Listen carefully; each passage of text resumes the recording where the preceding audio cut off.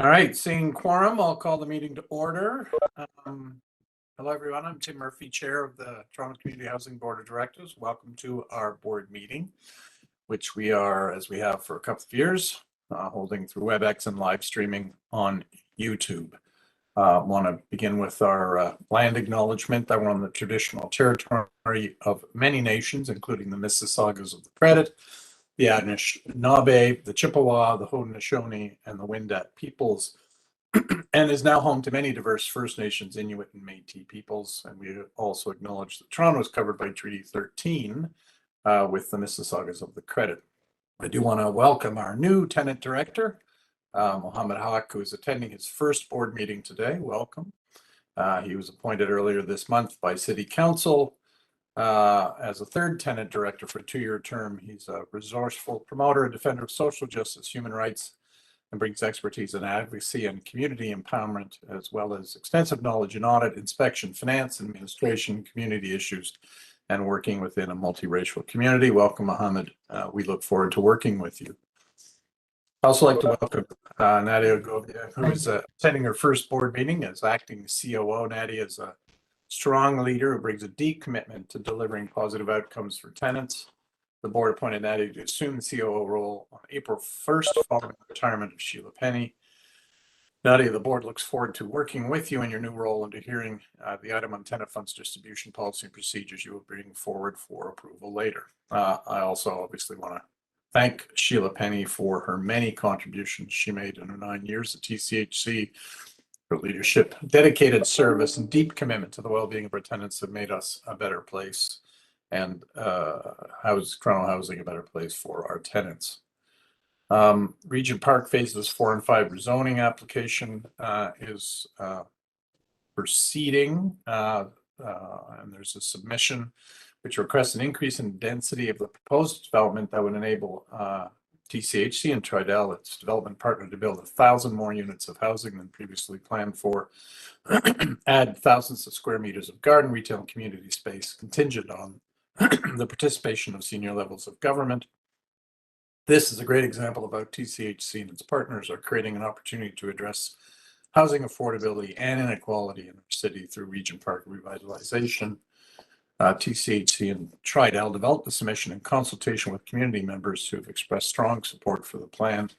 As one community member noted in recent CBC coverage of the submission, we have got to get this right, and I believe TCHC and Tridel are off to a strong start in getting it right for tenants, neighbors, and the whole city.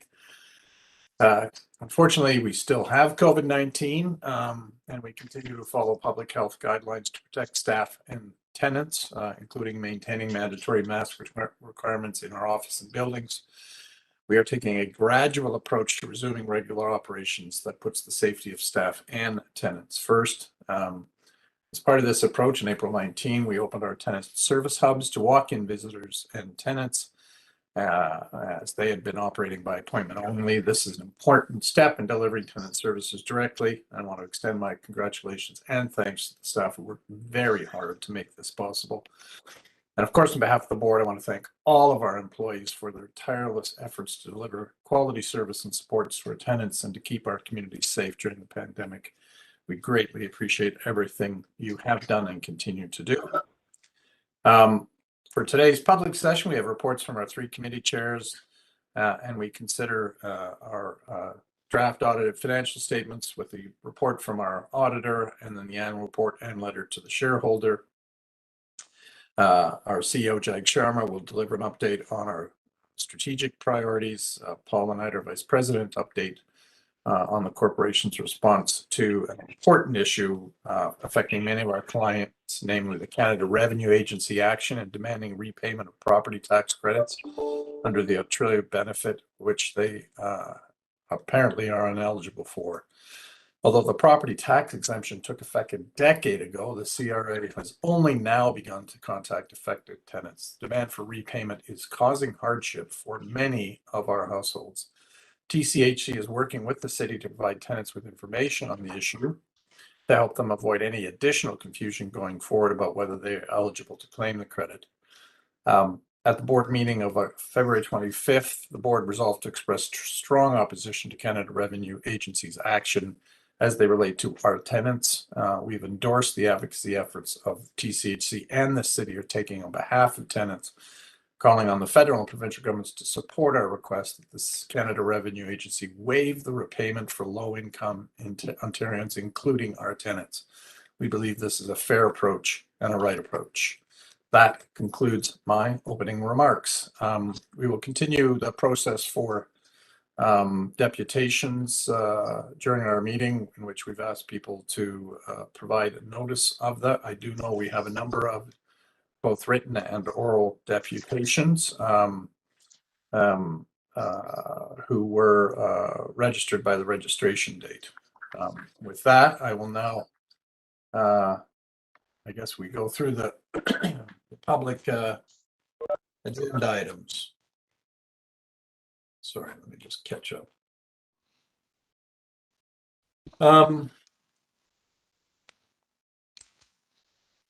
They're all listed there. So I guess first conflict of interest. Any members have a conflict of interest? None declared. Do any board members want to hold any matters on the agenda, consent or regular agenda? Mr. Chair, we have a deputy on item 2G on the consent agenda, so we'll pull that and hold it. Okay. Anybody else? I want to hold the tenant, what is that called now? I've just lost it.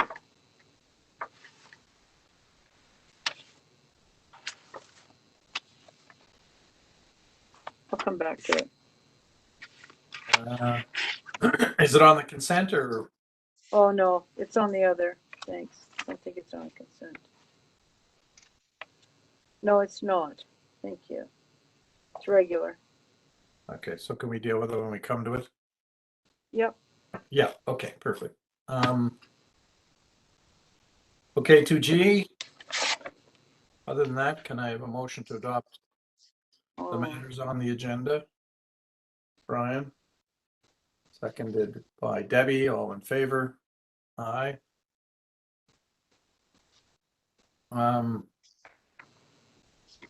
So do we want to go to 2G then, or do we do business arising first there? One day I'll figure this out.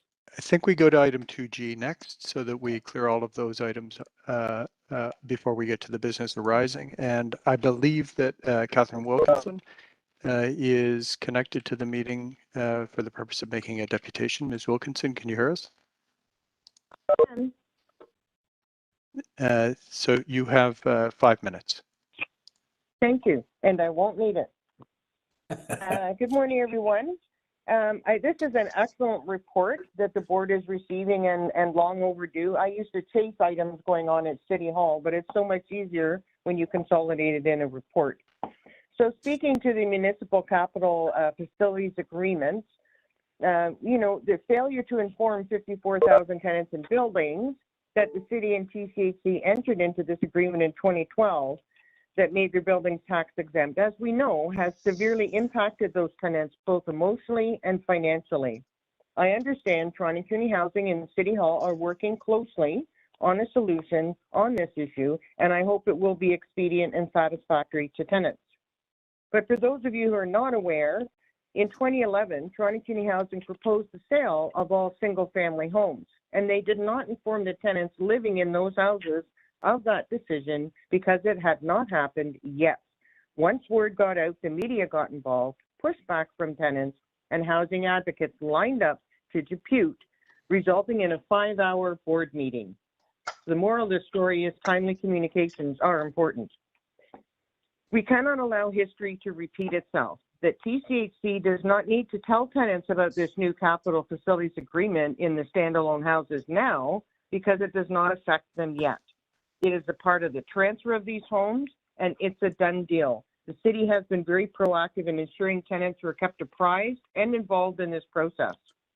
11 years later, we're now dealing with the fallout of not communicating the change in property tax status to tenants in 383 buildings. Tenants in the single-family home should be made aware this decision has been made, when it comes into effect, and how it may impact them. With regards to item 21 MM 3519, taking action to prevent tenants from extreme heat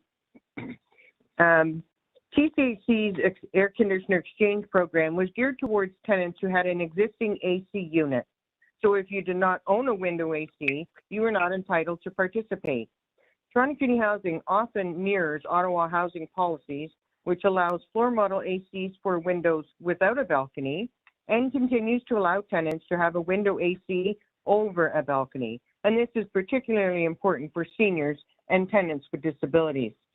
So should this item be adopted at City Hall, and even if it is not, as a result of increased extreme heat incidents in the City of Toronto, Toronto Housing should consider the comfort of all of their tenants by providing them with, at minimum, a floor model AC.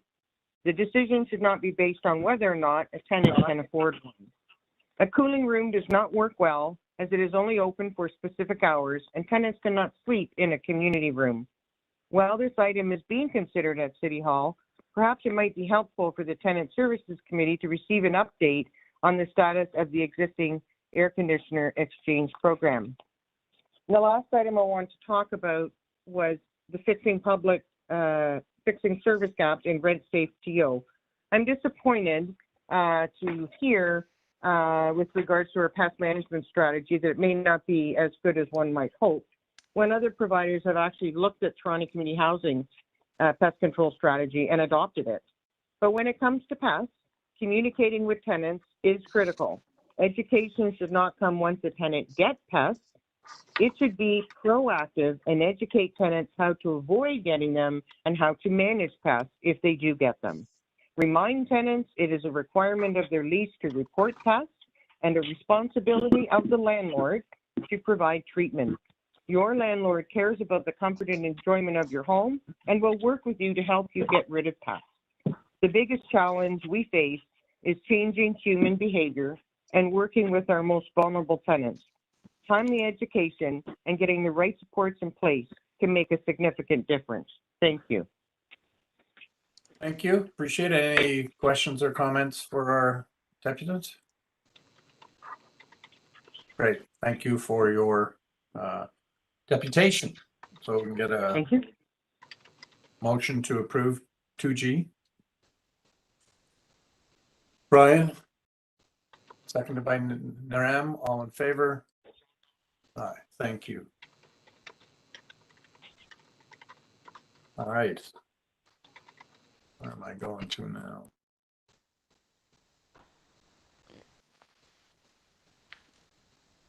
So now Business arising. Yeah. Right. Any comments or questions from the directors on the business arising? Okay, can I get a motion to receive information? John, seconded by Adele, all in favor? Sorry, Mr. Chair, just on Yep, business arising, yep, well, I'm just wondering what the framework will be for the response to the Office of Commissioner of Housing Equity systemic recommendations. I feel like I've been waiting for a long time for this.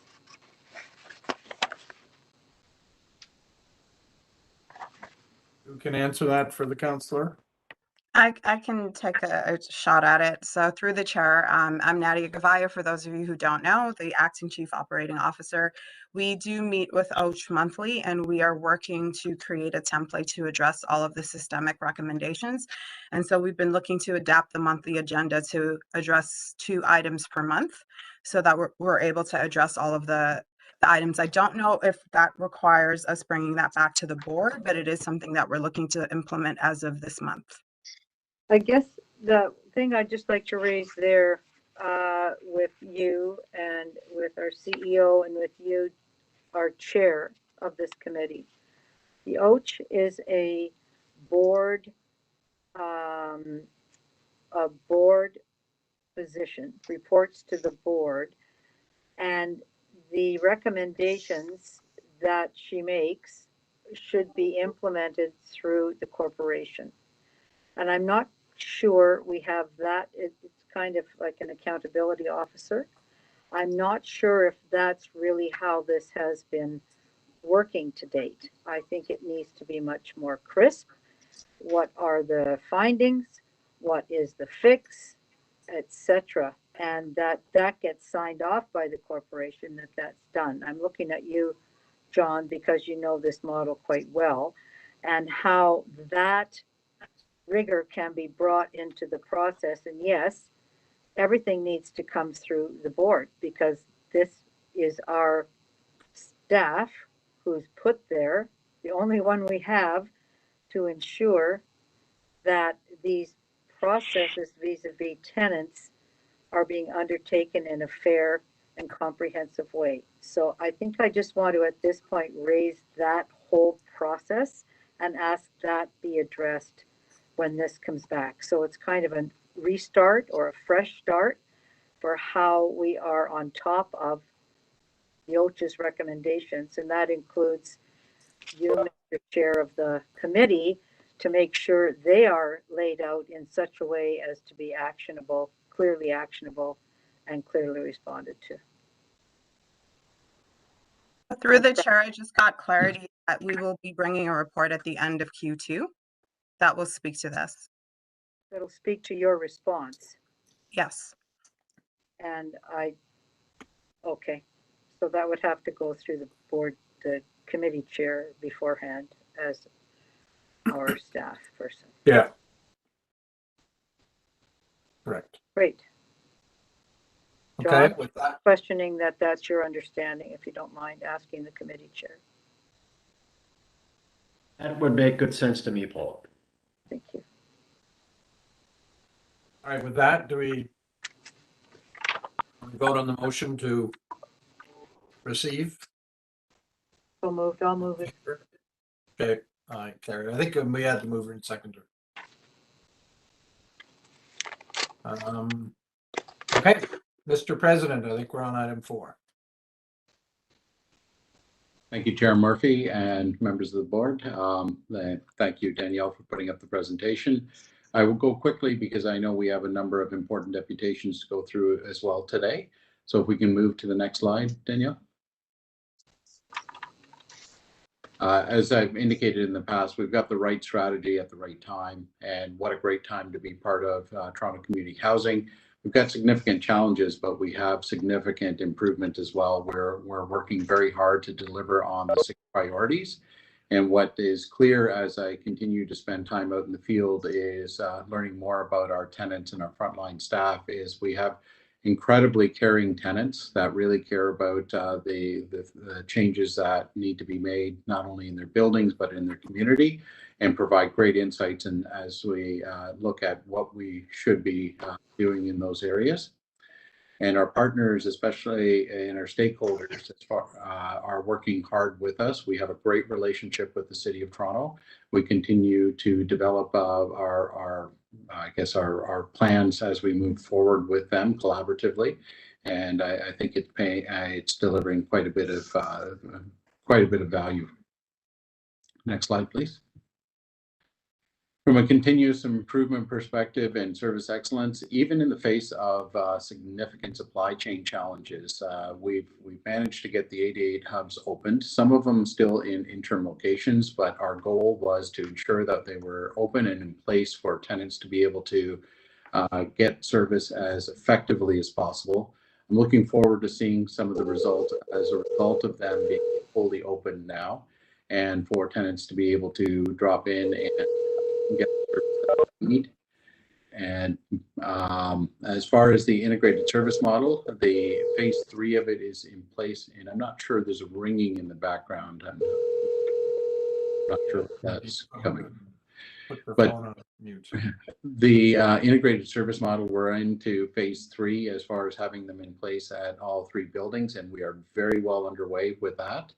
And as far as the contract managed buildings, I believe they've all been taken back at this time, and we are in the final stages of the homes project. We did have an update to our BIFAC committee with respect to it. It is absolutely a significant undertaking. There's a considerable amount of work going into it. However, what we are confident in is it is going to deliver significant value as we move forward. We will learn a great deal about the system and tweak it as we and take advantage of, I guess, the opportunities it provides us as far as not only reporting, but the ability to manage more effectively as we move forward. Next slide, please. I had mentioned the integrated service model and partnering with the city from a seniors housing perspective. We are working very closely with them to ensure that not only is it in place, but it's delivering to the needs of the seniors as effectively as possible. The next topic, of course, is one that we've spent a considerable amount of time on, and I know that the board is very interested in. It's the establishment of the Toronto Seniors Housing Corporation. What I can tell you is the team is working incredibly hard to ensure that this is successful to the June 1st date, and that is an interim solution as we move through the balance of the year to identify the detailed lease details for the future. And both teams, the transition team at Toronto Seniors Housing Corporation and of course at Toronto Community Housing, are working very well together and very hard to ensure, once again, the success. The transfer of the scattered homes, the 643 single-family homes, is well underway. Once again, we work very closely with the city to understand how we can help accelerate and ensure that we're meeting the needs to allow this deliverable to be accomplished as quickly as possible. And I believe the city would say that they are getting great cooperation for us to help move this ahead. And finally, as far as the move from the movement of our development function to create TO, we are spending the time to ensure that we are understanding what that should look like on a go-forward basis, so that we can have a very well-informed solution to that change. But it is being worked on, and I'll provide more updates as we move forward. From Toronto Seniors Housing, we've talked about it some already. It is a very big deliverable, but a very important deliverable, and it is a key part of delivering to the city's Tenants First plan. The focus on ensuring that seniors can age in place with dignity is very important to us. Not only from the successful establishment of the seniors housing unit, but of course we'll still have seniors within our portfolio as well. And we are very on track for the June 1st transition. The employee transfer agreements with the labor partners are in place, and the service agreements from administration and support are being just worked on now to come back to the board for consideration, I believe in mid-May, and in order for us to be successful to that June 1st date.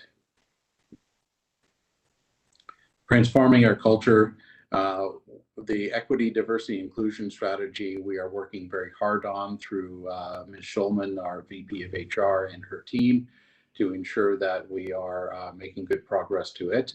Of course, a significant portion of our focus from an equity, diversity, inclusion perspective is confronting anti-Black racism and that strategy. Evelyn Amponsa and her team are doing incredible work to bring forward, to ensure that we're capturing information from our tenants and our staff and looking at the different systemic challenges that are associated with the challenges that are being raised with them, and they're doing incredible work. In December, we launched the Center for Advancing the Interests of Black People. It was a fantastic success, and what it's done is not only raise the profile, but provided individuals the mechanism to ensure that they can reach out to Evelyn and her team to get the service that they need, address concerns, working with the organization. Both Evelyn and the executive team meet on a regular basis to ensure that not only is Evelyn focused on this, but we're ensuring that we are building it into the practices of the organization. Another key aspect of what we need to be focused on is future of work, and certainly we are working closely with the City of Toronto on that. They're doing a considerable amount of work. But we also need to factor in modern TO, and certainly the time within 931 Yonge Street as a head office is limited. In 2024, it is anticipated that we'll be moving to Metro Hall. And so these two deliverable initiatives are very, there's a strong intersection between them, because of course we want to ensure that we are set up for success when we do move to Metro Hall. And last and not least, of course, it is TCHC's 20th anniversary, and it's a great celebration opportunity. And you're going to hear more about that in the very near future, primarily through our VP of Strategic Priorities and Communications, Paula Knight. From a COVID-19 response, I'd like to take the opportunity to say thank you to our teams. They've done an incredible job. We've worked with our community partners, public health, the city. We've delivered over 600 vaccination clinics in our buildings. Most of those focused, of course, on our residents, but some of those to the broader community as well. We've shared some of our best practices as far as the opportunity to leverage those for some of the city-led clinics as well. And we've made significant efforts to keep food banks open and essential programs in our buildings by making sure that we aligned our staff and looked at the space available and put the measures in place to ensure that they kept and continued to be functional. Because certainly during the pandemic, of course, these services were in greater demand. From a seniors perspective, they've done a great job in doing wellness checks. They've done well over 1,000 of them for tenants with mobility issues. I think the number is significantly higher than that for tenants more broadly in the seniors portfolio. But they continue to keep that as a key priority to ensure that we are touching base and checking on the health and safety of our senior tenants. We are safely reopening our community rooms. That's been, I apologize, I think it's been approximately a month now that we've actioned that, and I think that is a very welcome deliverable for our tenants. They've been looking for a very long time, the opportunity to get together and utilize the spaces that they were used to using and bring them together and have that opportunity. We continue, as Chair Murphy had indicated, we continue to slowly transition out of the pandemic as far as mask requirements and ensuring that we are continuing to use masks in indoor common spaces. We want to be cautious as we are transitioning out of the pandemic and make sure that we are doing the best to keep our tenants and our frontline staff as safe as possible. Next slide, perfect. From a budget, we're investing in improved service delivery and business performance. As Chair Imrie for our BIFAC committee has indicated that we are putting significant amount of effort into our processes to ensure that we are looking at our internal processes and delivering to reducing the number of change orders and managing to deliver on our RFPs in a way that is representative of all factors that should be considered. The 2022 budget was a net zero operating budget, which was a challenge to achieve, but we certainly did. But the city has provided for COVID-19 expenses as well. It has been a challenging budget year. I don't think our challenges are done. What I would say is the pandemic continues to deliver surprises to us, and that we'll continue to monitor, and we'll be back to the board with any changes or any discussions that need to be had. We know that we have a very significant capital program underway. We need to deliver approximately $350 million in capital for the year. There is some fluctuation from year to year. Sometimes we deliver more, sometimes a little less, but with the overall objective to deliver and meet that 10% facility condition index, which we are well underway in doing so. And thank you to our Vice President of Facilities, Alan Murray, and his team.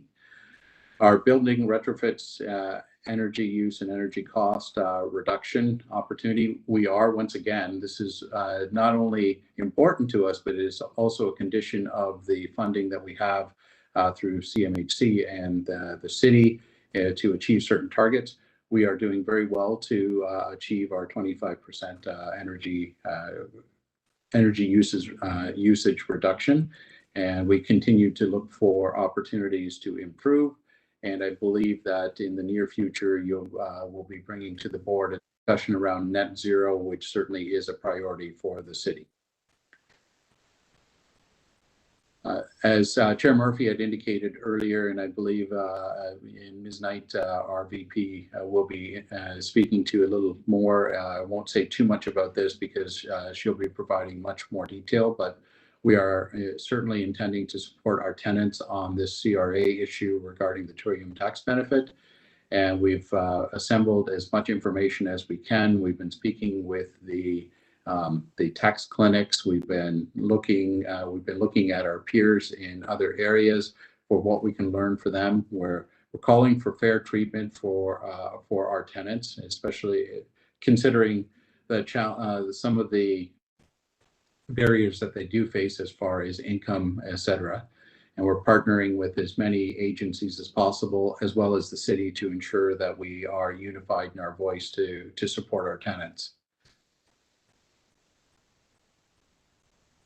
We have, this is a great success. We're seeing fantastic increases as far as our media growth and our uptake as far as looking at the material that we produce.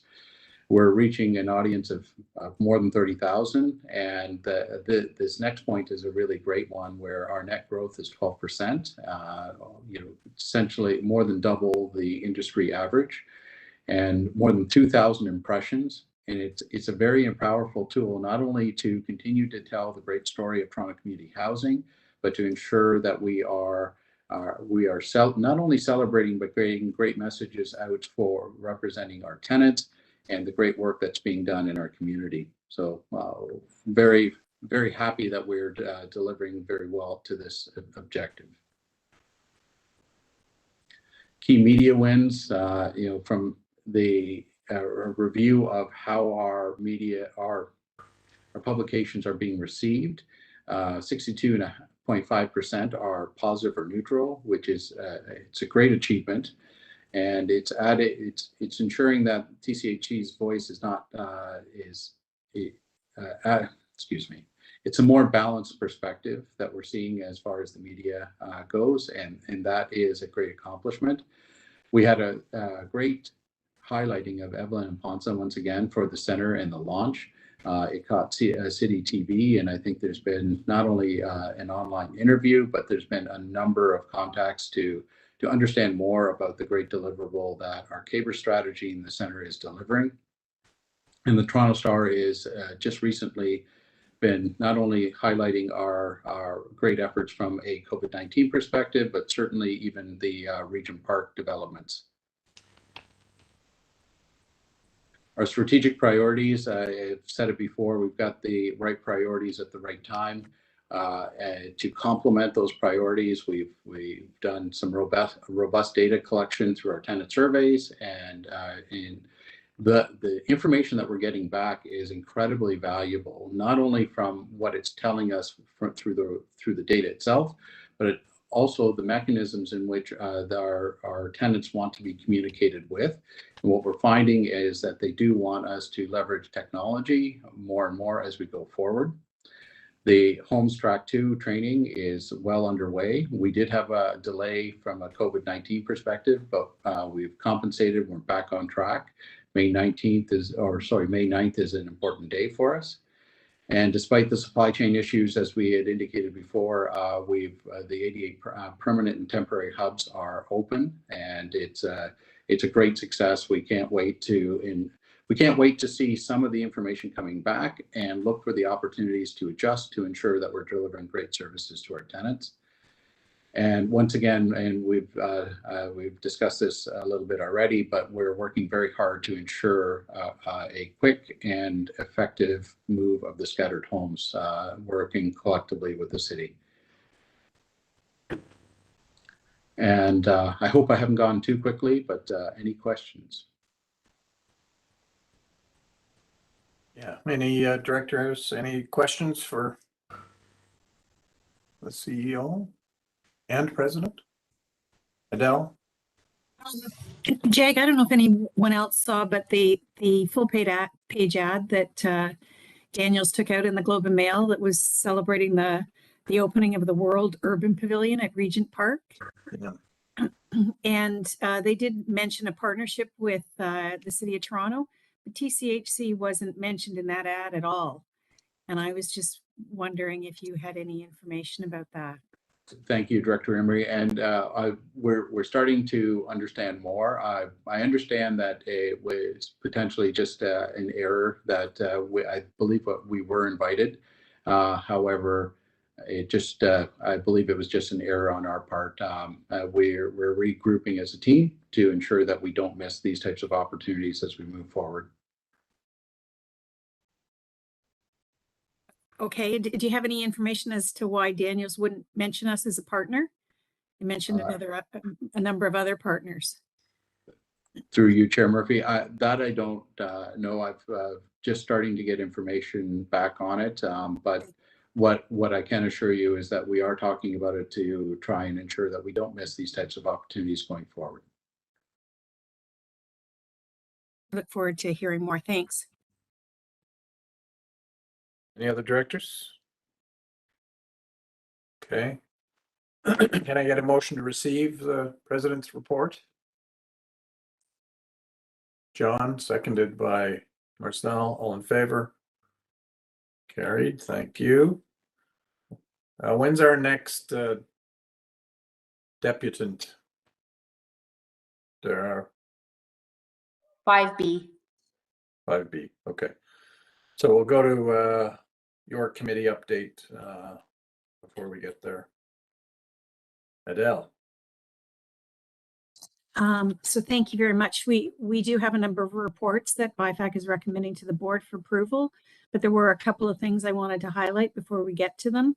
I wanted to note that BIFAC received a report regarding a very detailed review of change orders as it relates to facilities operating contracts, including the preventative maintenance and demand maintenance contracts. So this review highlighted a number of deficiencies and process changes that are required. It also highlighted a number of efficiencies that will come from the implementation of homes. So I did want to thank the facilities team who worked very closely with finance to identify the process changes that are required. And I just wanted the board to know that BIFAC will continue to monitor the progress of the implementation of the recommendations made. And we will look forward to a reduction in change orders as it relates to the facilities contracts and a more proactive approach to the change orders that are required. And BIFAC will be receiving quarterly updates at our meetings as it relates to change orders that are required. I also wanted to note that BIFAC had a number of deputants that spoke at our BIFAC public meeting who were in favor of the tenants fund distribution policy. So I just wanted the board to know, first off, that BIFAC actually had deputants because we don't get them very often, but that they did speak in favor of this report that's coming to the board. And the final item, I just wanted to say on behalf of BIFAC that I'm pleased to recommend the draft audited financial statements for the year ended December 31st, 2021. And I would like to thank our KPMG audit team and also commend the finance team for a clean audit. This is a complex organization, as we all know, and so the quality of the work on behalf of KPMG and our finance team is greatly appreciated. And I will turn this over to Roseanne, who will. Just a sec. Yeah, hang on. We got to receive your report first. Oh, okay. Yeah, for information purposes. So, motion to receive. I don't know if there are any questions, but. Marcel seconded. Adele, John, Brian, somebody, all those in favor, received. Okay, now we can go. Turn it over to Roseanne, who will speak to the financial statements. Okay, thank you. And through the chair, the report in front of you is to provide the board with TCHC's consolidated draft audited financial statements for the year ended December 31st, 2021, that is included in the attachment. So similar to last year, the audit was completed virtually, and despite the challenges and the tight timelines, I would like to recognize the efforts of both the KPMG team led by Rebecca Nunu and TCHC team led by Nagesh Dinavahi for completing the audit timely and efficiently. So these statements and the audit findings report have been reviewed at BIFAC. The audit findings did not identify any control deficiencies and there were no corrected adjustments. It is recommended that the board approve the financial statements attached and authorize the chair of the board and the chair of the BIFAC to sign the balance sheets on behalf of the board. The signed financial statements, as well as any related items, will be forwarded to the shareholder as part of our annual reporting and for the purposes of TCHC's annual general meeting. So these audited financial statements are in a format that is not directly measurable against the actuals to the budget. So on a high level, we did come in at a close to break-even operating budget before COVID. Our cash inflows were favorable by $2.6 million, partially offset by cash outflows that were unfavorable by $2.7 million.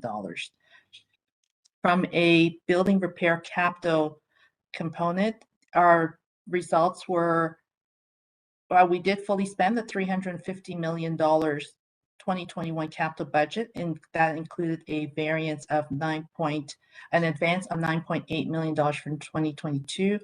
And we are on target to reach our 10% FCI by the end of 2026.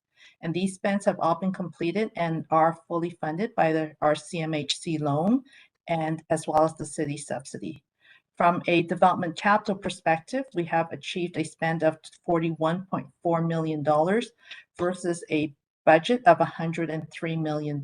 And this is mainly due to delays resulting from COVID, as well as other delays for Lawrence Heights and for Regent Park Phase 3. And that brings us to the end of the overview. Any questions? Any questions from any director? Okay, thank you. Doesn't appear to be any. So do we we have a motion to approve the recommendations in the draft audit and KPMG year-end report. Moved by Adele, seconded by Naram. All in favor? Great, carried. Thank you. That's 5A. Now we've got 5E was the one you said we had deputants on. That's correct. Veronica Hearing, I believe, has asked to. Herring, it's H-E-R-N-G, Herring. Herring. Okay. Ms. Hearing, you have 5 minutes. Okay. Okay, I read your report, and I have 3 areas of concern that I want to talk about. The tenant engagement, the Center for Interest of Black People and Community, and fire safety in our community. The tenant engagement process in our community and others were done wrong. Some of the tenants were trying to get the forms amended in some areas and was pushed aside by staff and left out of the engagement system completely. In our community, it's the old tenant committee members who were not informed of the staff attending the building. I came outside the building and found the tenants engagement coordinator and a crowd of people and a security guard handing out forms. Many of the tenants were not informed of this meeting. When we asked about the forms being amended, we were ignored and left out of the process.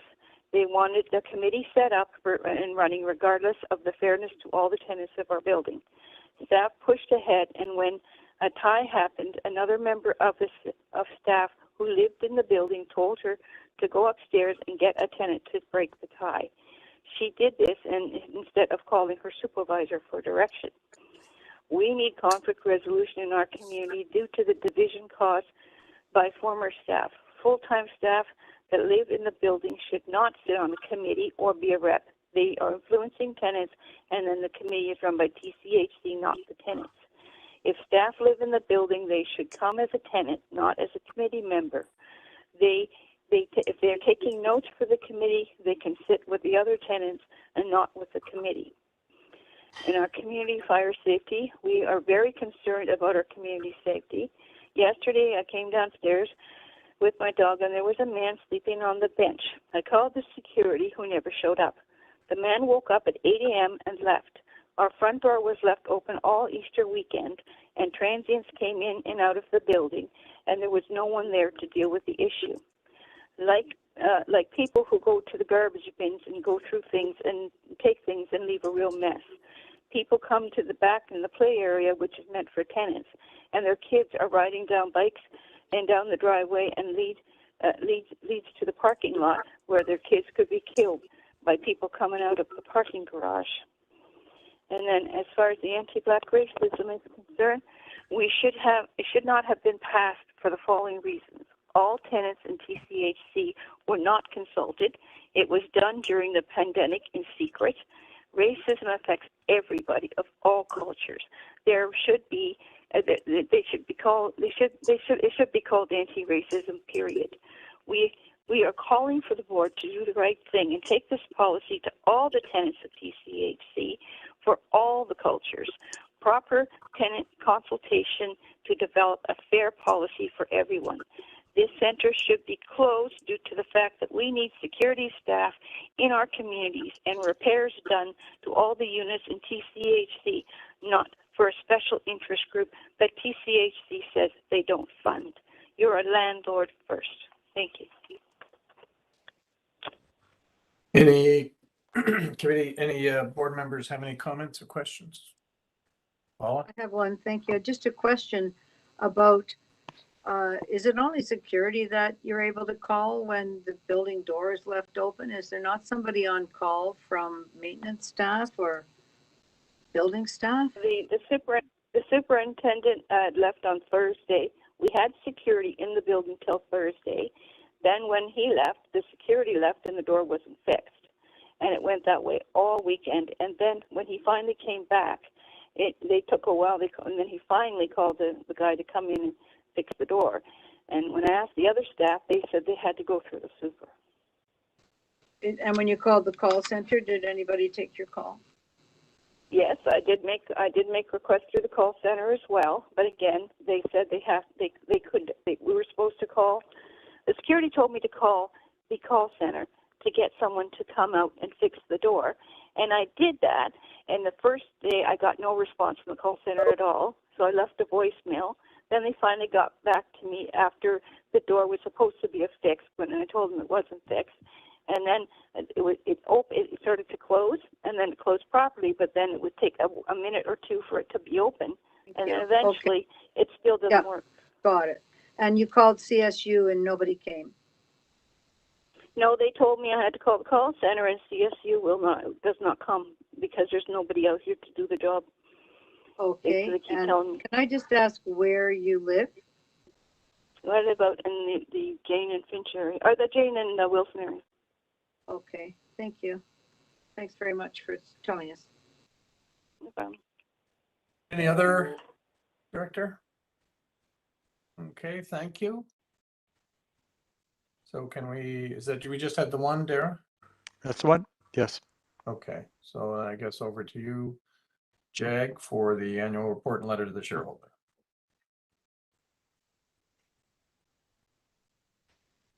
Thank you, Chair Murphy. I believe we've outlined a great submission for the City of Toronto. We're in line with our requirements as far as the successes to the measures that the city is looking for. I think we're well underway to accomplishing the objectives that are there.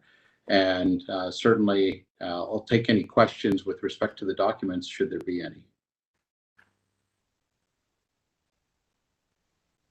Any director questions? Adele? This came to BIFAC, and I did note that maybe we could recognize Sheila's retirement. And I know this relates to 2021, but I just thought by the time we get to it in the 2022 report, if you take that approach, she's, basically gone a whole year. And I thought that was a bit of a delay, but I also noted in the staff, her email is still included as contact, and she's no longer with the organization. So I was wondering if at least we could update that. Seems sensible. Yes. Thank you, Chair Murphy, and I'll work with our VP of Comms to in that direction. So is there any way to recognize her in this report, or did we have to wait till next year? I'm not sure if Paula is available as to whether we'd be able to edit it at this point in time. Oh, okay. Yes. Yeah, I'm sorry, through the chair. I was just going to jump in. We will add, we had submitted the report before for the deadline for the board meeting, but we did take note of your comments, Director Emery, and we will add, and we'll also make sure we'll change the email as well. So yes, we will add a reference to Ms. Penny's departure and her contribution. Thank you. And next I have Paula. Just as far as the naming of directors, I think there was a point where we didn't want somebody to be a tenant director. Everybody's a director, and then there's a tenant of TCHC. So there's not two classifications of directors, and we need to clear that up in this report, please. Well, Whichever one we're on. Is that you, Thank John? Thank you so much. yeah, I Tim. mean, I think it's, I understand what the councillor is saying. I also think it's important that from a messaging standpoint that the public knows that there are tenant representatives on the board. That's fine. It can be tenant, director, and then under it says tenant director. Right. Just as I'm there and I'm a city councilor member of the board, and everybody else should have a designation. It creates an imbalance actually, and has forever around tenants, and we need to fix that. Yes, we have tenant directors, but they're equal members of the board. Yeah, okay. I think that makes sense, an easy fix. You're a director, and then underneath they're a tenant Thank you. as well. Yep.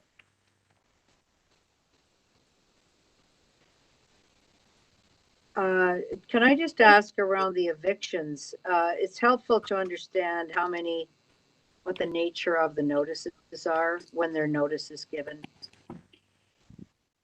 Not just our categories, but actual legal categories. So how many N4s, and if it's N4s, N5s, whatever those things are for. Because Through the chair, if I could, Councillor Fletcher, if I could ask a little bit of clarification. We've just started this process. I believe there's 19, and it's a process that's very much focused on what we believe to be in individuals that have the ability to. However, we'll continue to look for the opportunity to work with them as we go through the process. I'm not sure if that responds to your question. I guess an N7 is very different than antisocial, etc. So in the past, we've been very clear about what your eviction notice is for. And if it's for guns, then that's one thing. If it's for antisocial, that's a different, there's different categorizations for the landlord tenant board when you initiate an eviction notice. And I think we need to be clear of what they are. And I hope I'm not in the wrong place. I have all the pages up in front of me on the computer, Tim. I'm busy searching. So, Councillor Fletcher, if it's and through you, Chair Murphy, if it's acceptable, if I could take that away, I could give you a more detailed response and ensure we provide that information as to classifications and how we do so. Right. And I think when we're talking about evictions, then and we're initiating them, then we should work with the classifications that are the legal ones that are filed at the landlord tenant board. Thank you. Okay, any other comments or, yeah, John? Yeah, so this is, I mean, it's largely a messaging document to talk about the organization, the accomplishments in the last year, the direction in which we're headed. Have I missed it, or is there anything in here on the Office of the Commissioner of Housing Equity? And I recognize that that's a direction from the board and not from the organization, but it strikes me as a service that we provide that I would think we would mention that organization in here. Through the chair, Paul, I'm not sure whether you're able to jump in on this one. And I just want to try to understand if it's not in here, why it's not in here, should it be in here? Maybe the others have different opinions. We can certainly review. I need to go through it in more detail just to understand why we may not have included it. And I think Dara is actually going to add comments as well. I believe the commissioner has her own separate reporting requirements. I believe this document is intended to be a reporting to the city by the corporation, separate from the report that the commissioner would provide. Yeah, I mean, that's fine. I mean, annual reports are sort of a marketing document to let people know how the organization is doing. And to me, it just seems that that's one of the services that we provide to our tenants by having that position in place to make sure that people, are able to, stay in their homes. And I'm not, it strikes, I don't know how others feel, but it seems. I agree with you. That is Yeah. something that we provide for tenants. It's probably the one thing they value extremely highly. And she has her own report to us, but that's part of our operations. It's a board one, but that's fine. Yeah, I think believe there is, through the chair, if I might, I believe there is reference in section 2 of the letter. I'll need to review it to see if it's as thorough as what you're requesting, Director Campbell, but I believe there is a general reference to it in that specific area. But I think it's related to eviction prevention policy, but let me take that away and ensure it's aligned with Dara's direction, but see if there's an opportunity for us to maybe make that more fulsome. All right, thank you. Any other comments? It's a very good looking document. Let's say that. So with those amendments / improvements or additions, can we get a motion to approve the recommendations? Adele, seconded by John, all in favor? Approved, thank you. 5C, I gather we've got a long list of deputies for this one. Yep, there are 5 individuals who've asked to depute in relation to this matter, and the first listed deputant is Rena Fayaz. Is Rena on the line? Yes. Do you hear me? We can hear you, Mr. Hello? Fayaz. Yeah. You Okay. have 5 minutes. Okay. Thank you. Yeah. Good afternoon, and thank you for having me here to talk about the TAF. My name is Rama Fayaz. I am a tenant at 460 Jarvis Street. I have been a TAF member and also a member of the interim funding table and participatory budget committee before that. So I think I have enough experience to speak to the need for TAF. I believe that it is very important that tenants must take part in the decision making, especially when budget is involved. Only we tenants know what is needed and how the projects are done. We can also decide about the prices. It is because we are familiar with our buildings and we live in them and we see what is needed and what can be done to make the building a better living environment and also about the possible savings. I have witnessed cases when the decision making was without tenant input and the results were not good and later there had to be changes. I have seen cases where things were purchased and used that were not necessary and cases where some items did not serve the purpose and had to be replaced. But when tenants themselves are there, when their representatives sit on the committees and can ask tenant opinions and communicate it with the housing authorities and personnel, this mistake will not happen. We live in the building and we know how to allocate funds to the most necessary projects and what we really need and what is not needed. We know how to use a budget in a good way and what is needed for any event or any function. It is good that our input is used for assigning budget for different functions, and it has to be continued. For example, right now, we are involved with the renovation and function change of our community room in my building. It is very clear that we, the tenants, know what is needed and what has to be done to make the community room a better place for everybody. And because of the experience of living in the community housing for years, we can also decide about the similar projects that are suggested by other tenants in other buildings and understand the benefits or usefulness of those projects and the prices.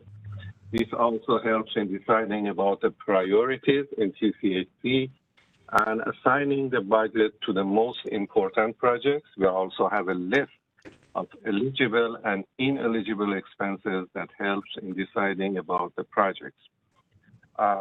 So in that respect, I think that TAF has performed very well, and I hope that it continues working. And I would also like to suggest that you have to increase the amount of the budget that can be discussed in TAF or other committees. Like during the PBC time, we could suggest and defend much higher budget for our buildings and decide and vote about the projects for all the buildings. And then we would follow up on the implementation, which was very helpful. Thank you for having me in the meeting today and looking forward for the improvement of everything in the house. Thank you. Any director have any question or comment? Okay, next deputy, Darren. Debbie Menezes. Good afternoon. I want to thank you just to let me share a bit about the Tenant Action Fund. TAF is a very beneficial and important for communities, for the families, children, seniors, the disabled, single adults. It allows all the residents to engage in projects of well planning, able to share their thoughts and feel a part of organizing, volunteering, and able to socialize with neighbors as well.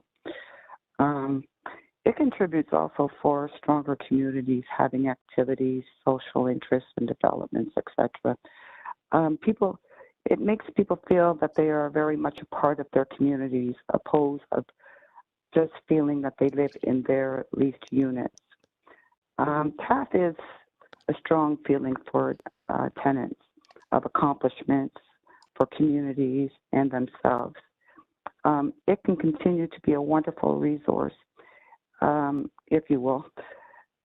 Successful builds that are much needed, and also a strong support with the TAF that's available. However, even more work is need to be done with vendors, application processing, and information, most importantly, to for the residents. There's always a window to make things better, easier, just like anything else. So I realize in today's world, $1,000 isn't much, but it still makes change positively for communities and tenants. So therefore, I strongly support the funding for the Tenant Action Fund, as do other residents that I do speak with. And I thank you for your time. Thank you very much. Any directors, any comments or questions? No. Can we get the next deputant there, please? The next deputant is Vadia R. Vadia, can you hear us? Yeah, hi there, Lydia here. Yeah, thank you for having me. I just dropped by to share a quick positive note for TAF just as a participant. Generally speaking, I'm an avid supporter of a variety of forms of participatory budgeting. I think it encourages tenants to take leadership or an active role in creating their communities. As another deputant mentioned already, they are quite knowledgeable about what their community needs. It's good for specific projects, but I've noticed, or from my experience, the process itself has seemed to have a lot of benefits. So communities, let's say, that are being animated by things like education workshops that support youth, or events that have people outdoors and have them connecting with one another. So there's like the social benefits, perhaps even safety considerations that carry on beyond the duration of the project. But also, like I mentioned, the process of identifying what needs to be done, assembling a group, carrying out a project, just having the process of TAF in place really encourages people to organize, and those benefits tend to carry on past the duration of the project, depending on how it's done. Not all of them, of course, but a significant number, I think, have been quite beneficial. So just wanted to share that I really appreciate the TAF process, the facilitation, and the work that goes into it, and thought I'd share that today. Thanks so much. Great, thank you. Any director have any comment? Yes, Paula. Give me a good couple of examples, if you don't mind, of things that you've been able to do with the Tenant Action Fund, please. Sure, yeah. So the one that comes to mind right now was during the pandemic, a lot of youth, I live in an apartment that has a community hub downstairs, but it was closed for a while following the pandemic. And so they shifted some workshops online. So having sort of like, I think it was like art sessions facilitated by an art therapist, and also like drop-in resume, cover letter workshops for youth, things like that. And from what I sorry, I've got a pet bird. And from what I understand, my community has noticed some graffiti popping up in the area. And now there's discussion happening about perhaps just kind of creating a space for an art project as a way of creating an outlet for that type of activity, and one that's more supportive and safer than perhaps some other options. So those are a few that come to mind right away. Yeah. Thank you. Thanks so much. Yeah. No problem. Any other comments or questions? Great, thank you for your time and submission. Dara, next deputant. Our next deputant is Gary Brigden. Mr. Brigden, are you Hi, online? it's Gary. How are you? Good. Mr. Brigden, you have 5 minutes. Yes. Did you want me just to go through what we do with the funds, or? Yep. Well, basically, the main thing we do is dinner and dances. So we get 70 people. We order the food in from a certified caterer. We have entertainment. We have some karaoke guys that do like Elvis, Buddy Holly, and stuff. Really goes over well. It's a great social interaction. People are eating, dancing. They talk about it for weeks after. We do 6 of those a year, roughly. We have a St. Patrick's Day event that we run with some cake and ice cream and stuff. We run a Canada Day. We get a guy to come in with hot dogs and hamburgers. We also have trips, to St. Jacobs and Niagara Falls. In the fall, we do the leaves, where you go out and see the nice change of the colors. And that's, again, the benefit of that is that we get a bus that has access to wheelchairs, machines, walkers. Those are the people that can't really get out of the building much. So for them to be able to go up to Niagara Falls and see the falls, it's just an amazing event. These people rave about it for weeks, if not months, and that's the biggest benefit of getting the funds, is that we can have some nice dinners, dances, we can have these trips, we can have these, smaller events like St. Patrick's Day and whatnot. Generally, we would get $600 to $800 and charge maybe $10, say, or $12 for the dinner dance to cover the rest of the expense. For the trips, people would pay $60 and the other $20 would be covered by the money we get from housing. So that's really, the main thing. And we would get we used to go to the PB meetings, and we would get some money for benches and some various things for the building, But my biggest thing, I guess, is that it's that social interaction where, 70 people for a dinner and dance. We can only get 25 or 6 on the trips because, it's a bus made for the machines and that. But it really goes over well. So that would be my main thing, is that these events we have, with the small amount of money we get, the social interaction is worth all the money and more. It really is. We really notice in the building, people are in a good mood. We post pictures and videos up for people to see. We take pictures and put them up around the building, and people talk about it. So it really is a godsend to get that little bit of money and run these events. Okay, thank you. Question. Yes, Question. Paul? Thank you. How do you put in your receipts? Who do you put those into? The receipts? Yeah. We give them to like our rep. So Jamal used to be the rep before COVID and Fahad. So we would get all the receipts, you know, for the entertainer, for the food, and then we would just hand those in and, you know, to show the amount. So let's say we brought in $1,000, you know, so let's say we get 70 people at $10, you know. So what was the title of Fahad? Community Service Coordinator? What was their title of the person you gave those? I don't know what his title was. He was just like the rep that we dealt with. Okay. It And was did you go to Jamal meetings? first. Sorry, I don't want to take up too much of your time. No, Did you go do ahead. this at a tenant council meeting where you applied for the money and got approval from the tenant council? Yeah, we would go to what they call the PB meetings, PB funds. Once a month, we'd have a meeting. So we would present in writing that, you know, the entertainer was, you know, $150, or the dinner would be You had a project $1,100. and it was approved there, right? You had a project, everybody agreed that that would be fine for you to get that. But you weren't buying it. Correct. Buying barbecues and TVs with that's a different source of money, right? Yeah, what we would do is just document everything. How much would the entertainment, the food, the tickets, everything. You know, how much we would bring in, 70 tickets at $10. So we have $700. We need, you know. Okay. Got it. I'm asking, was that the same as if you were buying a running machine for the building, a barbecue for the building, a TV for the building, or this was for social events?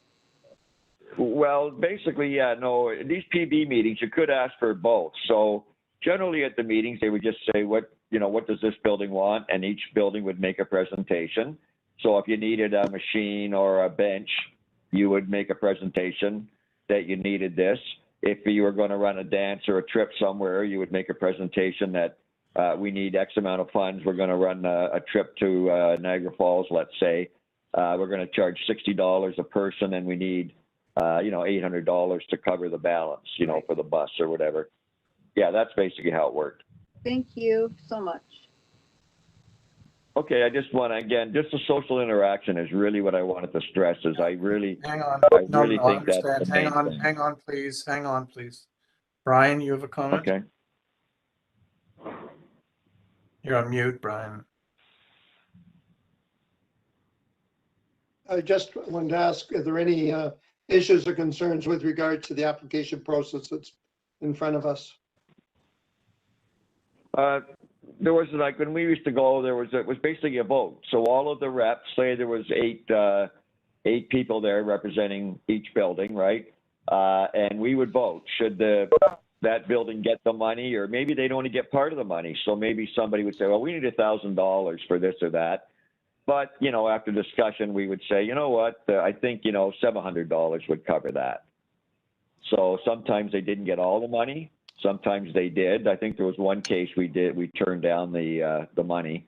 It wasn't presented properly. It just seemed a little bit, you know, didn't make sense somehow. So we voted that down. But yeah, generally, the presentation was made. It was discussed. Why do you need the money? Blah, blah, explain. Then a decision was made. Yes, okay, you can have the funds, or you can only have, you know, instead of 800, we're going to give you 600, you know. So it was quite good that way, you know. It was very fair, I thought, you know, where everybody got a say, and you know, you made your presentation. If you got money or part of the money, that was it. If you didn't get it, you didn't get it. Thank you. Any other comments? Great. Thank you for your participation. Do we have one more deputy? We do. Catherine Wilkinson is the final deputy in relation to the matter. Ms. Wilkinson, can you hear us? Yep. Can you hear me?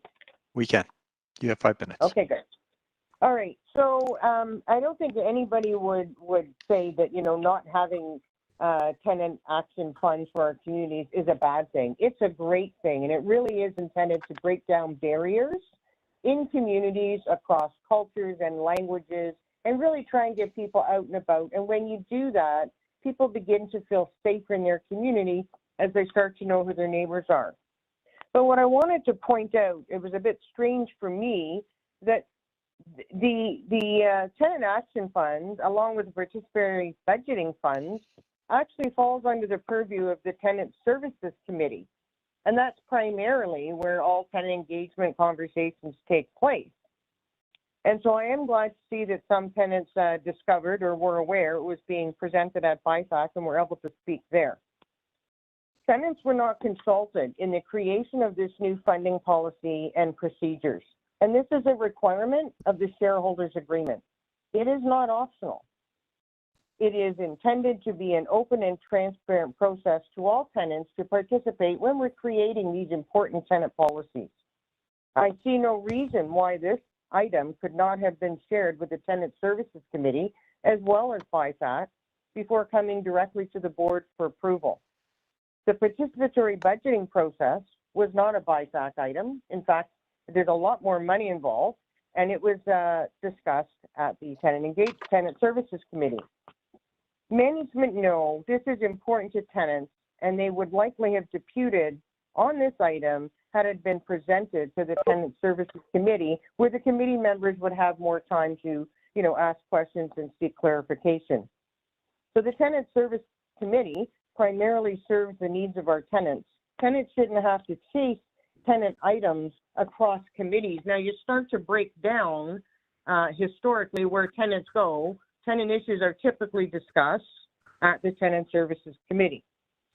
Well, Toronto Housing has made significant strides to decentralize its operations. It's actually centralized others, including access to tenant funding. Previously, a funding request was managed at the local level amongst elected tenant reps at a local council meeting amongst local tenant reps. So what the previous deputant was speaking to sounds like a council meeting where people came, they presented their item they needed funding for, and all the tenant reps present would vote. The item would be approved then and there at that meeting. The funding application that's been presented before you is now 23 pages. So just to let you know, it was previously a 2-page document, double-sided. Well, I chose not to participate in the new engagement process. I will continue to advocate for adherence to the shareholders agreement and tenant consultation when it comes to these important policies and procedures. Thank you. Thank you. Any comments from any director? John? Yeah, just a question, Catherine.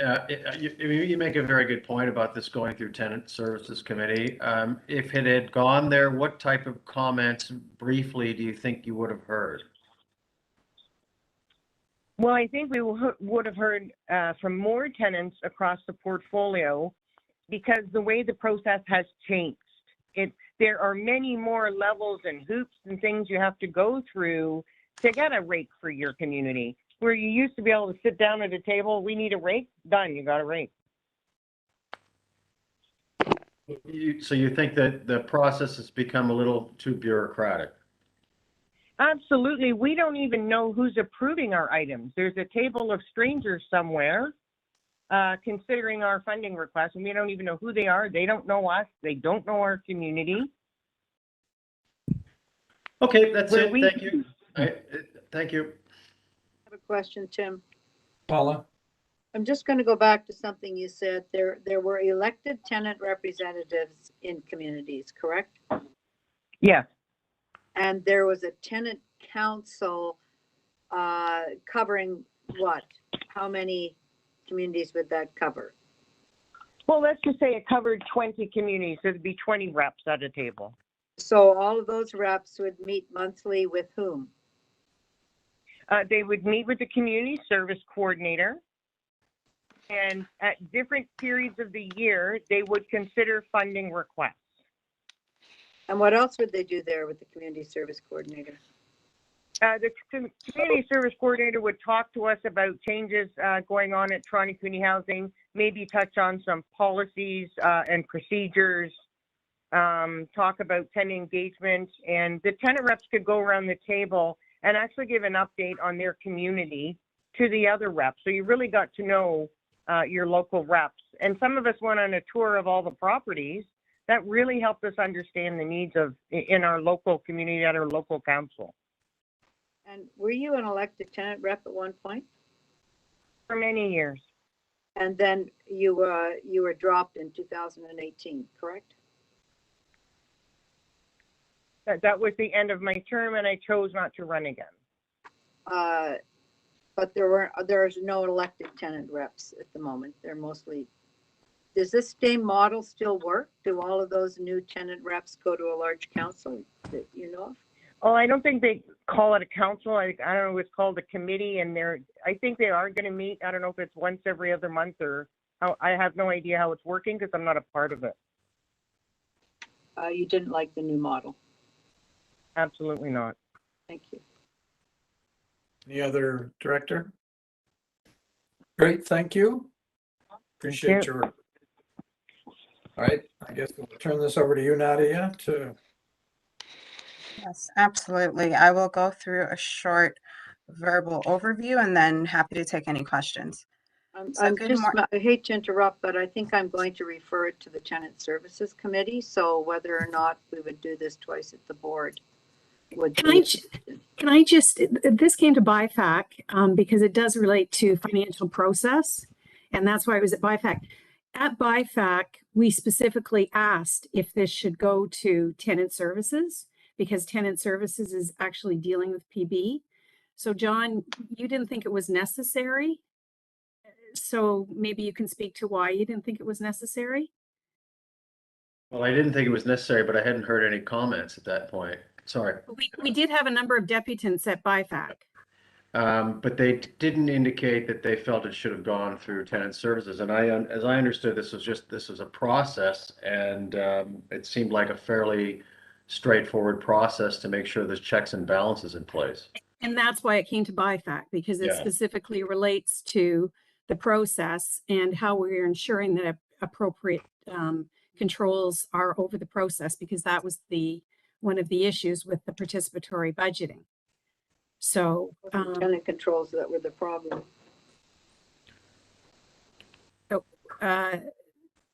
Sorry, I didn't hear that, Paula. Oh, I just didn't. It was. That's fine, but that's administration requirements. But the tenant requirements on this program, I believe it should go to tenant services, and I believe that is part of. I just want you to know that at BIFAC, that's I hear you. Question was raised because I hear you. Maybe John, once he hears the tenants, thinks maybe it should go there too. But you can vote me down. But I don't want Nadia to spend a whole bunch of time. Then we send it there, and then we come back. We have to do it all over again. That's the only reason why I've raised this now. And Can I do a rough? Sorry, can I do just a rough canvas of, do directors think it should go to tenant services? Because it is, then we won't deal with it. Yes, they do. Marcel. Okay, so I think we should just send it to tenant services. Sorry, the only caution that I think the board may want to be considering is that referring it to tenant services means that it won't, absent a special meeting, be considered by the board until June, which may impact our ability to provide these funds that tenants value this year. For events like gardening that they value, as I understand it. So I think we can, Dara, I think we can give that to the CEO for any of those special things while we're figuring this out. Mandate the CEO to make any of those decisions that are required while we get this right. No problem with that. I think that JAG agrees, that's fine. Well, John? Yeah, I mean, if I may, I would also be concerned about holding up any tenant initiatives. Obviously, we've heard from a couple of people today who feel that it's very important. I would suggest that we could perhaps approve this as it is and refer it to tenant services for further comment and review of the processes.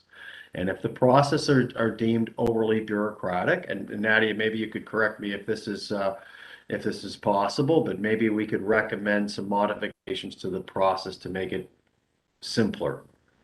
But I would like to see this approved, and then we can go back and discuss it at Tenant Services and listen to comments from tenants, because that's what we're supposed to do. I have no problem doing that, but I think I would like to see it move forward at this point. From a Paul, it's your practicality motion. standpoint. So Paul, it's your motion. Are you okay with that? I could approve it in principle. I just don't think even anyone who spoke to us has looked at the application process. So if this didn't actually go to a group of tenants, the same way as we've sent homes to a group of users, then I don't think, and maybe it has been vetted in that way, but we have a whole new process, and people are going to throw up their hands if they're trying to have a little Easter dinner and it's more time to get the money than it is to run the dinner. So I'm a little concerned about it, and I agree, and I don't want us to get in trouble that we didn't take it as a tenant initiative to the Tenant Services Committee. So I'd be happy to leave that with the COO and the CFO between now and June while we fine tune that. But it's up to the board. But it can't not go to Tenant Services in some way, shape, or form. And I can't believe that it's not there. Nadia, can you speak to that? Because my understanding when you reported to BIFAC was there was tenant engagement in this process. So we had the tenant action funds in place since 2019, and the development of the tenant actions funds were done with tenants throughout the process, including looking at the application form. What we brought back to BIFAC was new steps and procedures to ensure that we were in compliance in light of the PB review. So this has been something that's been in place for the last 2 years. We had 69 applications approved last year through the Tenant Action Fund. And so we wanted to be transparent and provide clarity to the board. So it was clear that we wanted to continue to issue tenant action funds, but we wanted to put things in place to ensure that we weren't potentially walking into a situation similar to PB. So that was the process that was undertaken. Go ahead, Jack. And through the chair, sorry, if I may, I believe, and Dara, if you confirm that there still is a deliverable to come back to Tenant Service Committee on participatory budgeting. That's correct. So, Tim, Brian? I wonder if we could accept John's recommendation to approve it now and then move it to tenant, and they can revise it and bring it back for whatever changes they feel appropriate.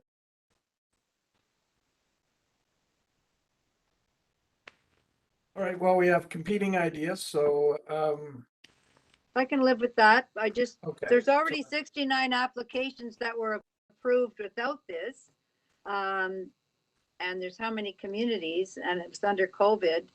I think we have a mechanism. I just want to be clear that because it's part of PB and because people call it the same thing and because they're buying things and that's under tenant services and we're dealing with tenants, I think I'd like to, when you report there, what were the projects of 69 that were last year? Tell us about them.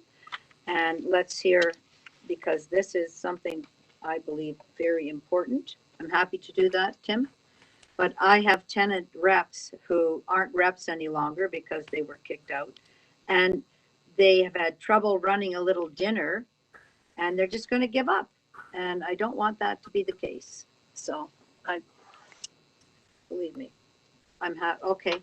I approve it in principle and send it to the committee. Okay, so can we modify the motion to that effect there?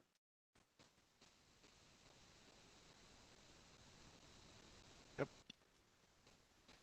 So if I can share, I think there's two elements to what I'm hearing from directors. One is to approve in principle the fund policy as set out, receive the documents, that's original, this is new, refer the policy to the Tenant Services Committee for further consultation with TCHC tenants, and report back to the board in relation to any further policy improvements that might be made there too.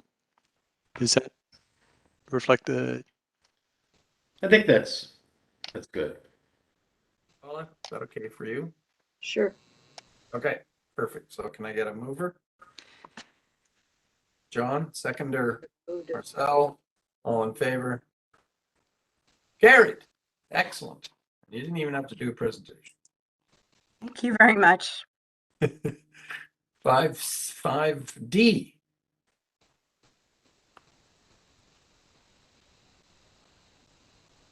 Plumbing.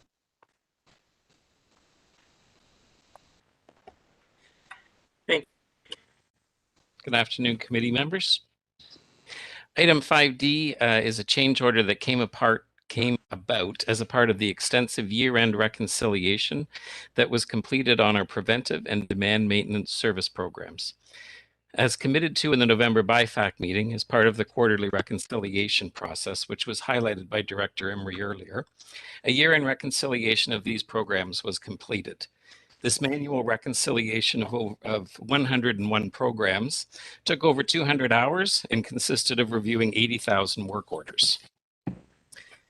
Facilities management worked with finance, and we had many lessons learned, which will be applied going forward. The work completed through these programs is vital to ensure that we are providing safe and comfortable homes for our tenants, and that we're properly maintaining our buildings and related building services. Equally as important is ensuring that the work is necessary and performed satisfactorily to ensure value for money. For these programs, we have always had a solid process in place to ensure this. Prior to any demand work being completed by a vendor, the work must be approved by TCHC. This can be done through on-site inspection or through requesting photographs to demonstrate the necessity of the repairs and confirmation that the work has been completed. Random inspections are also completed to ensure satisfactory completion of the work. This process has been in place for many years and ensures vendor compliance. To ensure value for money, all of the programs are tendered through a competitive bid process, and rates obtained are generally locked in for a number of years. These factors, coupled with the reconciliation process, ensure that we have solid programs in place. The completion of this reconciliation and approval of any associated change order and approval of the change order on today's agenda ensure that we have all these contracts in compliance, and the quarterly reconciliations that we'll be doing that have been touched on will ensure we have compliance going forward. The item before us is a change order to balance previous year's spends on the demand plumbing program, as well as request additional funding for 2022 based on historic spend coming from the reconciliation.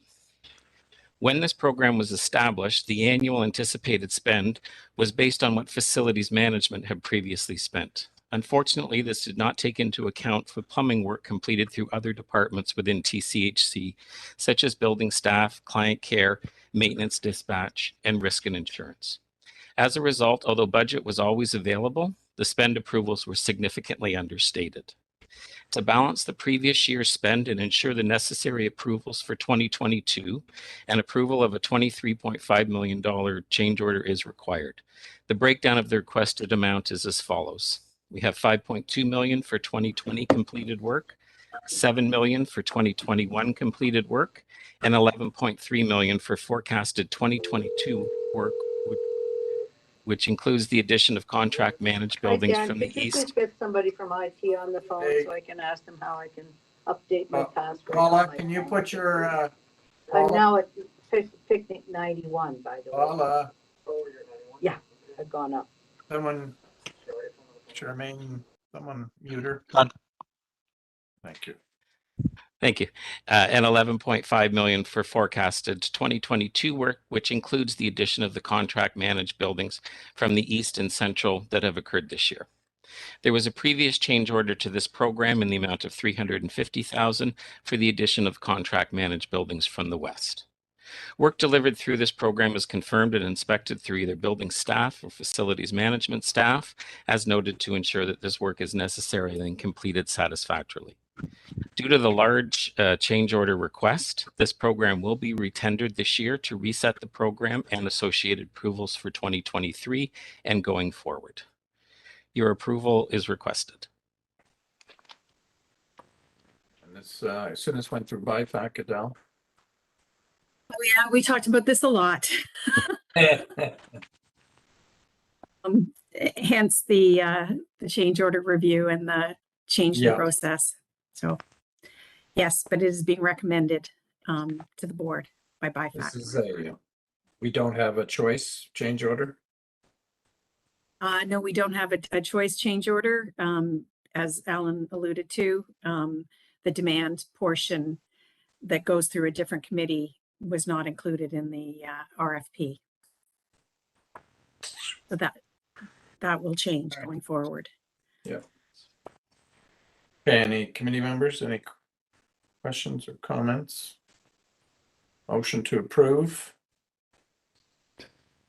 John, seconded by Naram. All in favor? Carried. All right, 5E. Thank you, Mr. Chair and committee members. We are seeking board approval to enter into a shared use agreement between TCHC and Rena. TCHC owns a 9-story mixed family apartment building with 53 units at 145 Elm Ridge. Rena is a nonprofit organization that promotes dignity, individuality, independence, personal growth, and community inclusion for people with diverse abilities, and owns adjacent properties at 155 and 165 Elm Ridge, which are a small detached bungalow and small 2-story detached building. Rena has put forward a development proposal, which is strongly supported by the City of Toronto, to demolish the existing buildings at 155 and 165 Elm Ridge and construct a 19-story building with 106 supported units, amenity program space, administrative space, and 30 underground parking spaces. Their project is budgeted at $60 million and is anticipated to take approximately 4 years to complete. The City of Toronto and Rena have approached TCHC requesting approval for the following proposal: to create a new shared driveway with Wheel-Trans drop-off, convert TCHC's exterior vehicle ramp into a shared access ramp to open into P1 level between our existing building and the proposed new building. This would include a new opening in the existing TCHC foundation wall. Also proposed is to create a new shared waste and loading area on the Rena property for both TCHC and Rena, with access through an overhead door at the property line. Also to construct a new canopy over the existing garage ramp. All of the proposed work would be funded entirely by Rena, and any work impacting our TCHC building would be overseen by TCHC. Although there's no specific remuneration to TCHC for entering into the shared use agreements, there are benefits to the proposal, such as construction at Rena's expense of the overhead coverage structure for the existing ramp, which was something that our site staff do see as a benefit. We would be looking at a minimum cost recovery of at least 50% for the ongoing maintenance of the driveway and the ramp. Site improvements and modifications, which will enable us to have the shared waste loading area that I touched on, as well as TCHC would have video access of the area. This was also a requirement or a request of the site staff. Repairs and improvements to the existing driveway and ramp. We'd have enhanced security at Rena's expense necessitated by the shared use condition of P1. We'd have a new shared designated Wheel-Trans drop-off, which would be to city standards, located on the Rena property, and 2 new surface parking spots at the southwest end of the TCHC site. This includes all of the costs to pave the area, remove existing fence line, and etc. A review of this shared use agreement has been completed by our development team and has been determined that while TCHC is not one that would have development potential, should the development potential like Regent Park as an example, should TCHC ever decide to demolish our existing building and rebuild it, the shared use agreement would not have any significant negative impact to that. And in fact, the construction of the taller building next to our property would probably benefit us in terms of being able to increase the height of our existing building if we were to decide to rebuild it. Board approval to enter this agreement with Rena is requested. The directors, any comments or questions? Brian, then John. I just wanted to say that my experience with Rena is an excellent organization. Having dealt with them both at a personal level as well as through my previous employment, and the ability to create housing for individuals with challenges, I think, is a great thing. So if we can work and doesn't affect us, I think it would be a great step forward to partner with them. Thank you. John? Yeah, no, nothing further. Just I would echo what Brian said. I'm familiar with Rena as well, and they do excellent work, and I think it's an outstanding initiative. All right, can we get a motion? So Adele? Sorry, I did want to note in the report, it does talk about if we do redevelop, there could be additional costs for us as we have to keep that ramp open.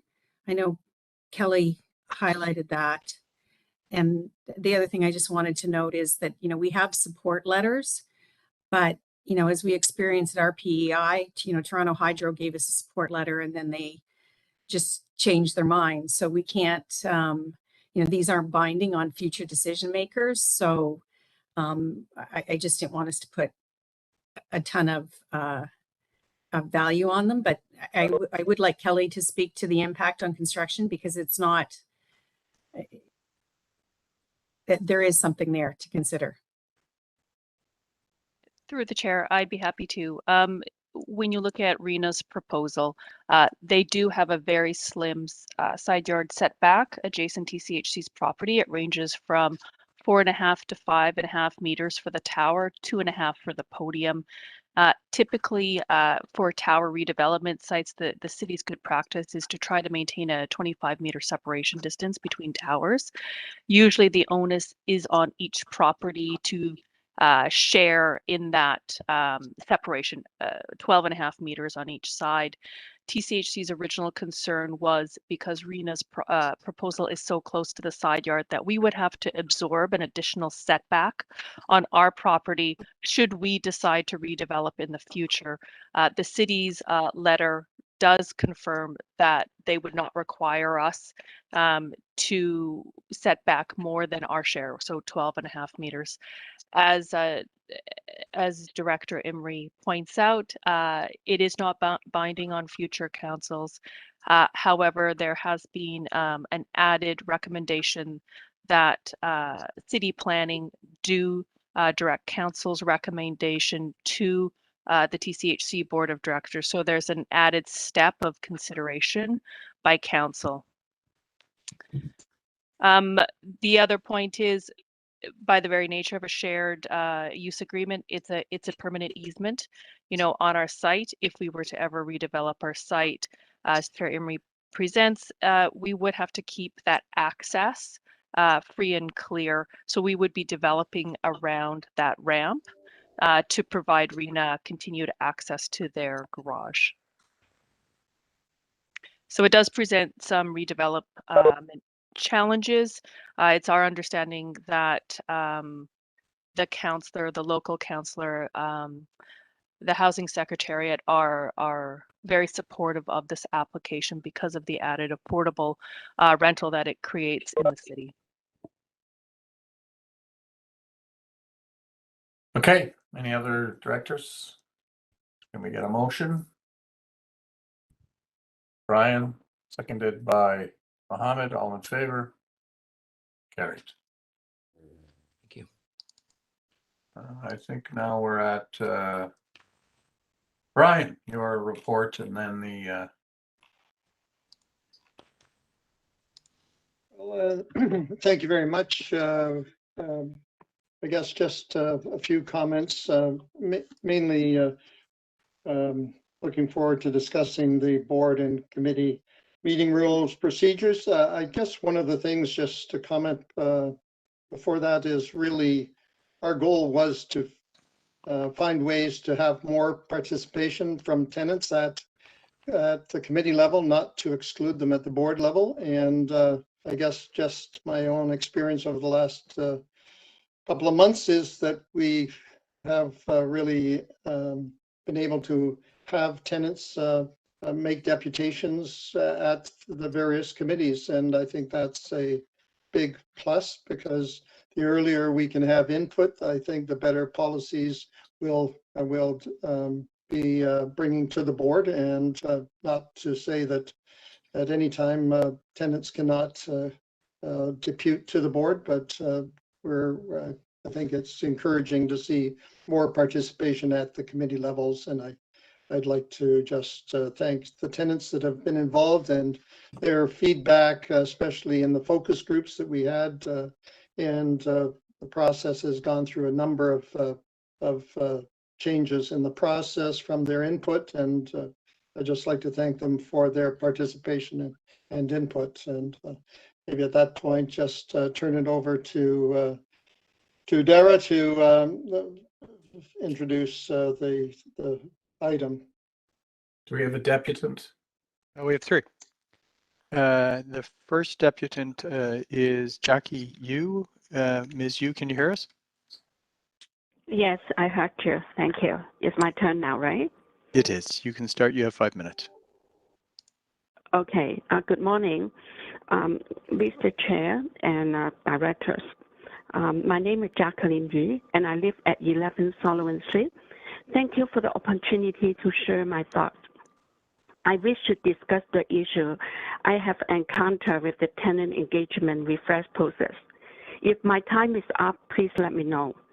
I live in the central region, and there is a lack of transparency in the tenant engagement election process.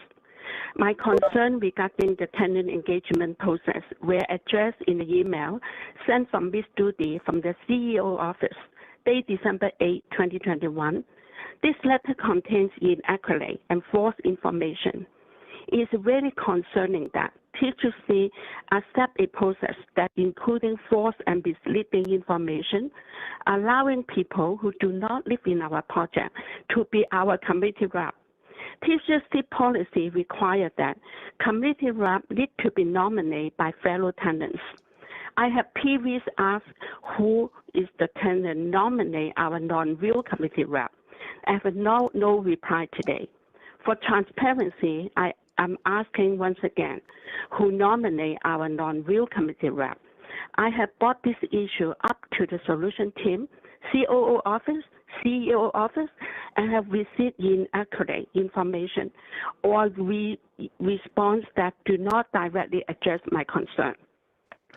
My regional general manager is in the central region, continue to support the corrupt tenant engagement,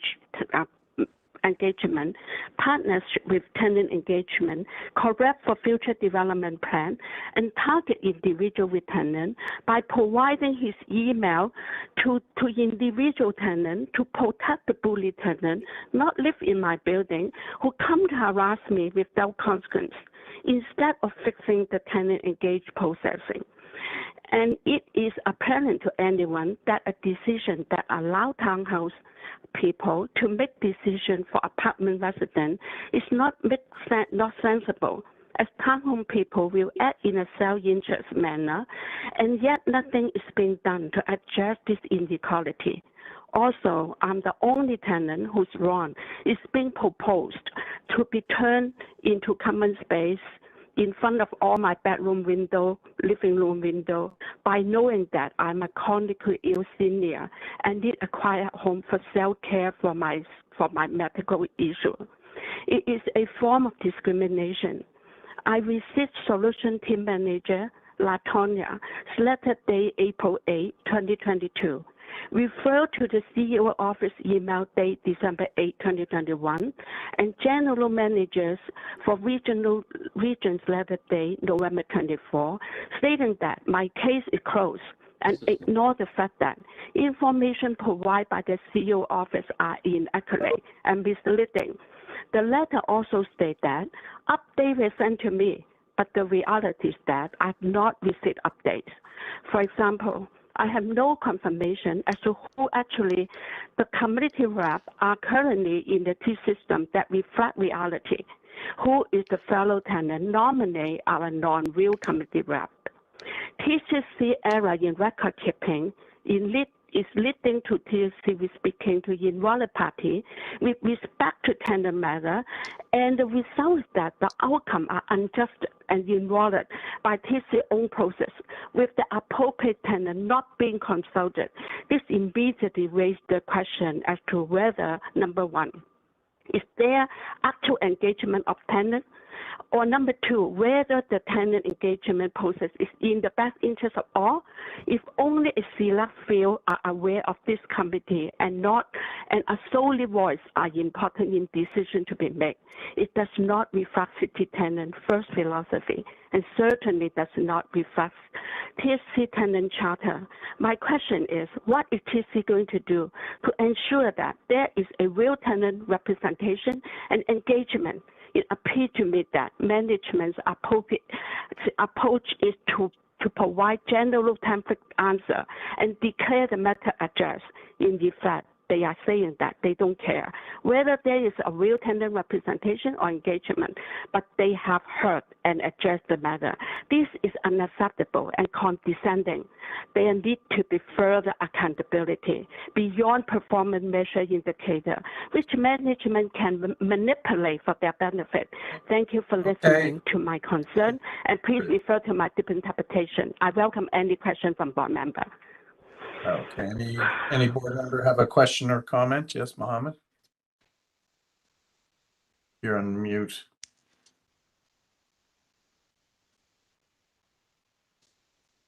You're still on mute, Mohammed. Hello? Yeah, hang on. Hi, There. sorry, Miss, by understanding that you want to be a tenant representative and you applied and your application was not processed properly and you are not agree with the process, right? Can you say one more time because I cannot hear clearly, please? So my question to you, you want to be a tenant representative and you apply to Toronto Community Housing and your application was rejected and you are not satisfied with that. No, I live here since 2006. I live here over 15 years now. Okay. And you want to participate in the tenant engagement team, right? No, I want to participate. I'm sorry, I didn't hear say what I want to participate.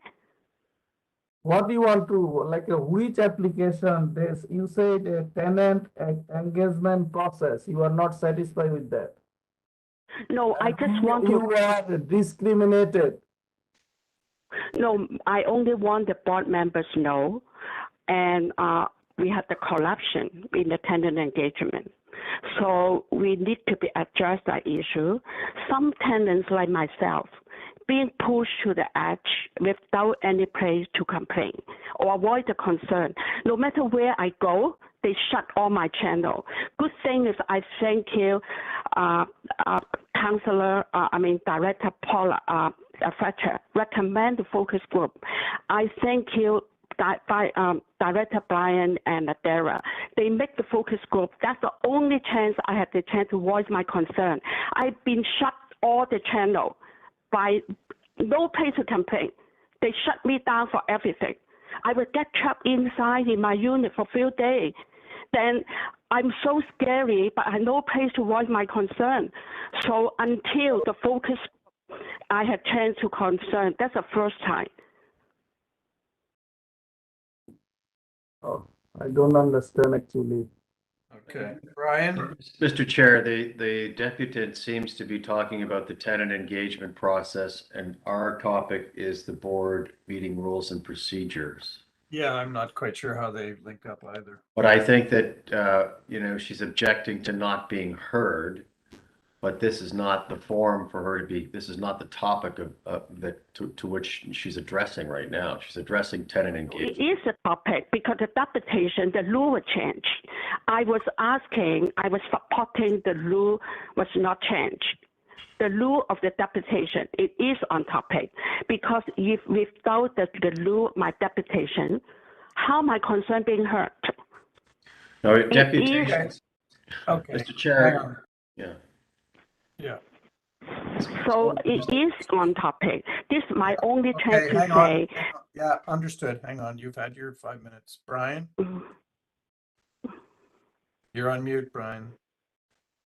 Just going to suggest that the deputant participate at the Tenant Services Committee and that they can make any recommendations to help improve the process.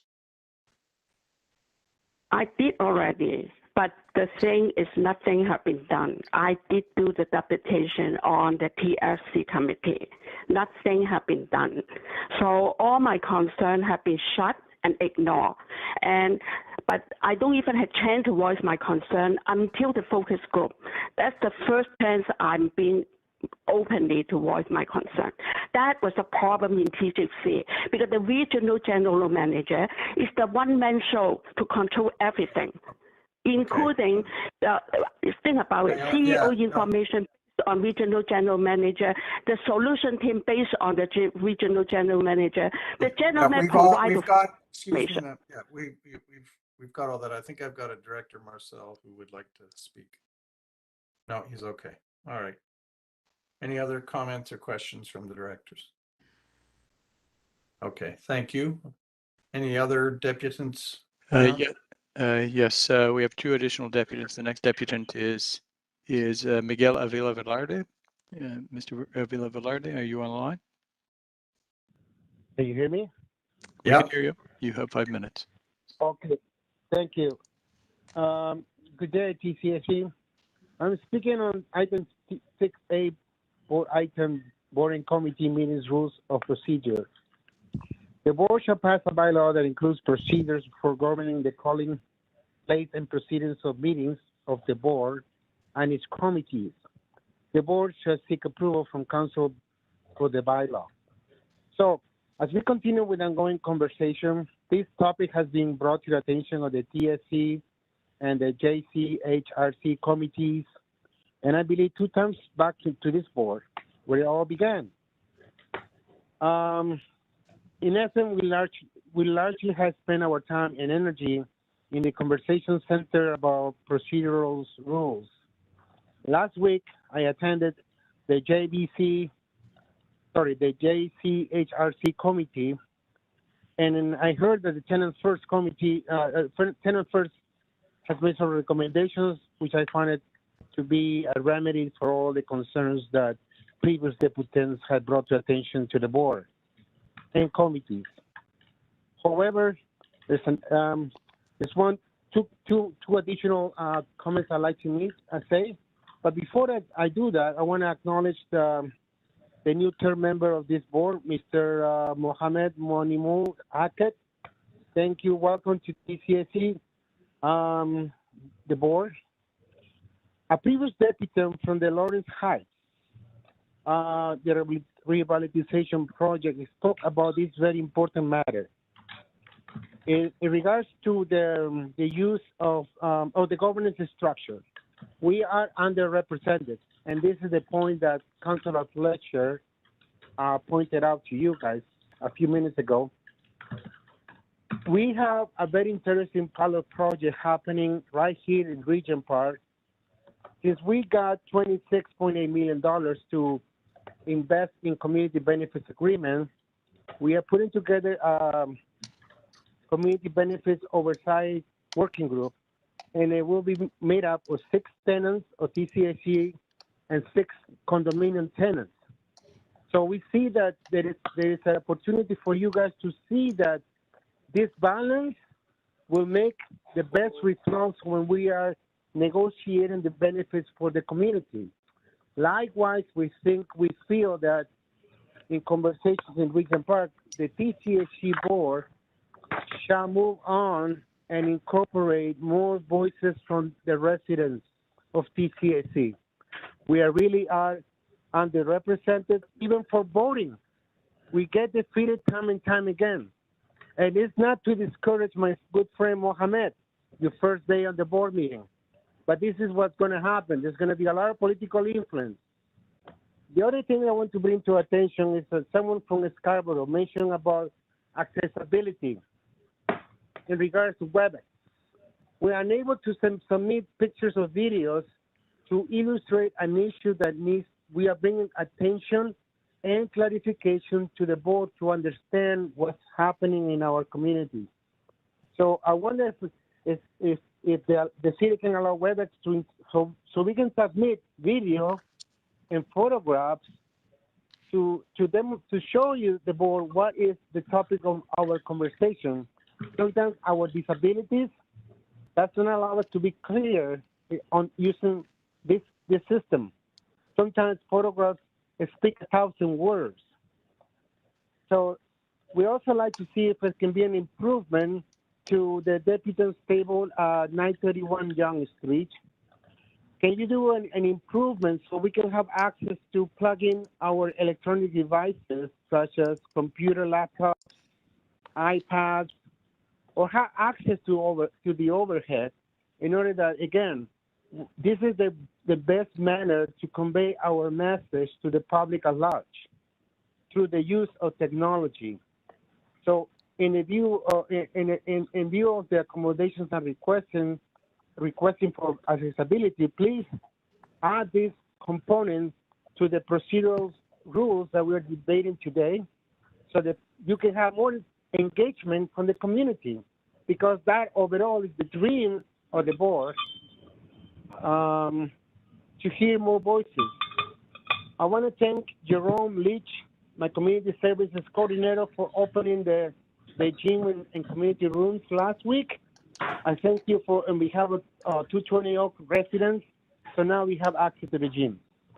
And that Okay, is all thank you. I have Thank to say for you. today. No, sorry, McGill, thanks. Any right. comments or questions from the directors? Mohammed? Thank you, Mr. You talk about your problem and tenant service.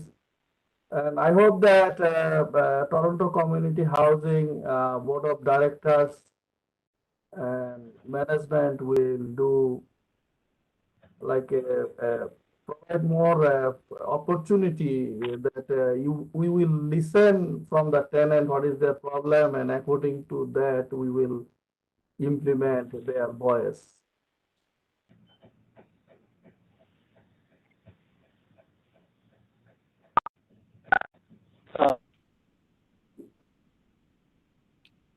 You there?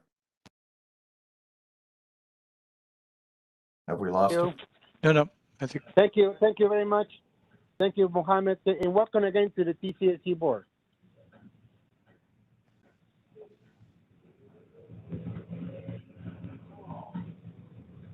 I'm not sure what's happening right now. What are your comments? I think we're, unless there are any further questions for Mr. Avila, okay. I think I will go to the next deputy, Mr. Chair. We got another deputy? We do. Ms. Wilkinson is asked to speak to this matter. Catherine, can you hear us? I can.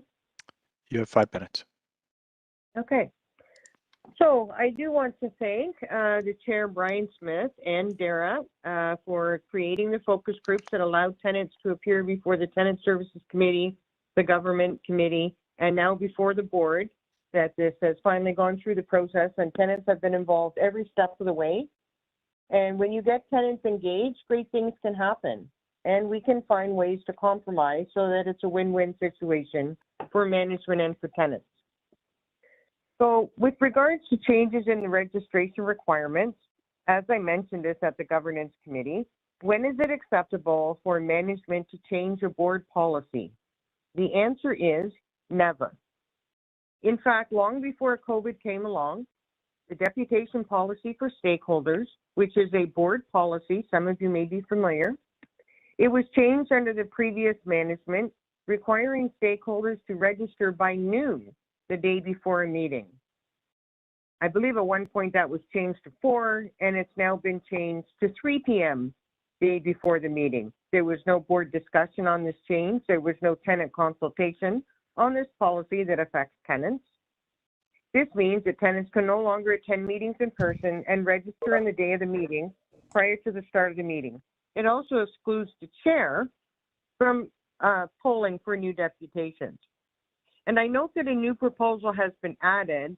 The registration requirement may be waived when the deputation is a TCHC tenant.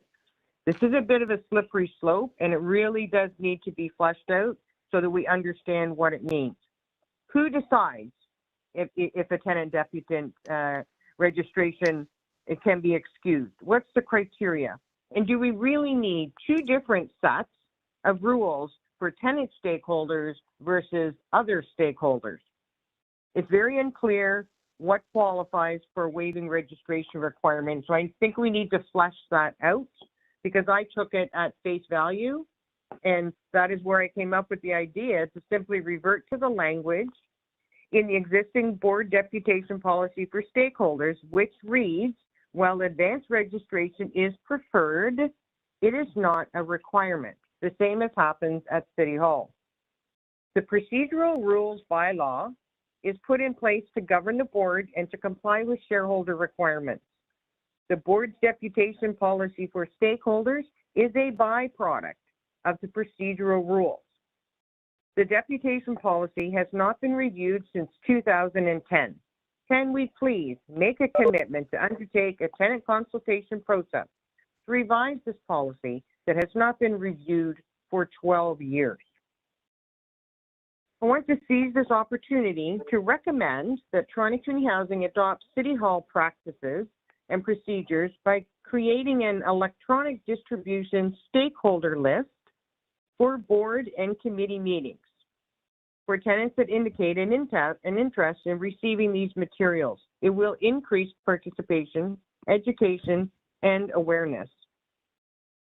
It can probably be started with the recent deputants, because not all tenants would necessarily want to receive it. So we could figure out a way to reach out to tenants so that they could then be flagged when there's an upcoming board or committee meeting, and they get the materials to determine if they'd wish to depute. Under the procedural rules where video conference is permitted, language should be included to allow for remote public stakeholders to participate in the exact same way as all of you are participating right now. City Hall managed to allow remote public speakers to participate in their WebEx meetings in the same way as all other participants. The admin staff allow video and microphone access when the speaker's name is called by the chair, and removes access following any questions. And the City of Toronto gets many, many more deputants than this board of directors. Thank you for your consideration. Thank you. Any comments, questions from any director? Okay, thank you for your deputation. I guess we're over to you, Dara, to lead the discussion.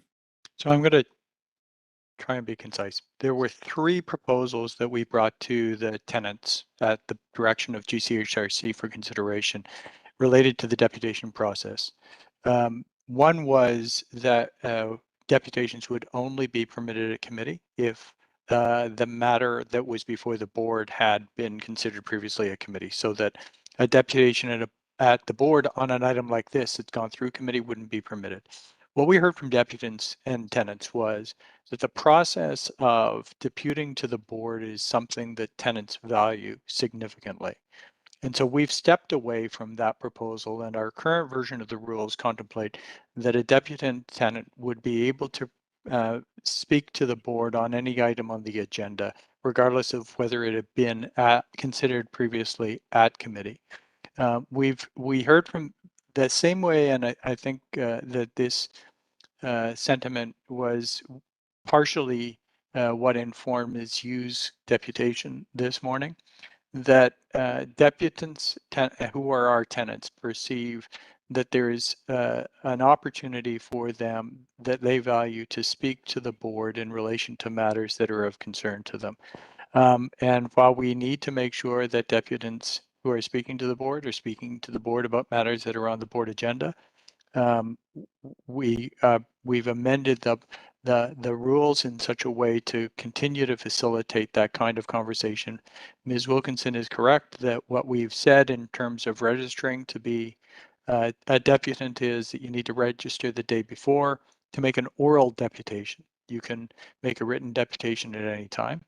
but that even with respect to the 3 o'clock registration rule, the board would have the ability to waive that requirement in the event that the deputant was a tenant. Again, because tenants here tell us that the opportunity to speak to the board about these items is a matter that they put a lot of weight on, and frankly, we're not sure that the registration requirement is a significant hurdle for folks who aren't tenants to overcome.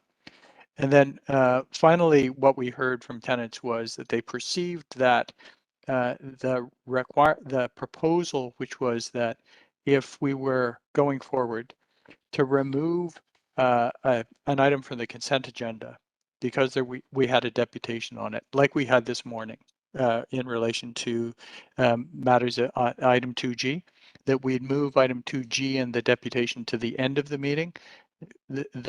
What we heard from tenants was that they perceived that that wasn't respectful of the advice that they wanted to provide to the board in relation to those matters.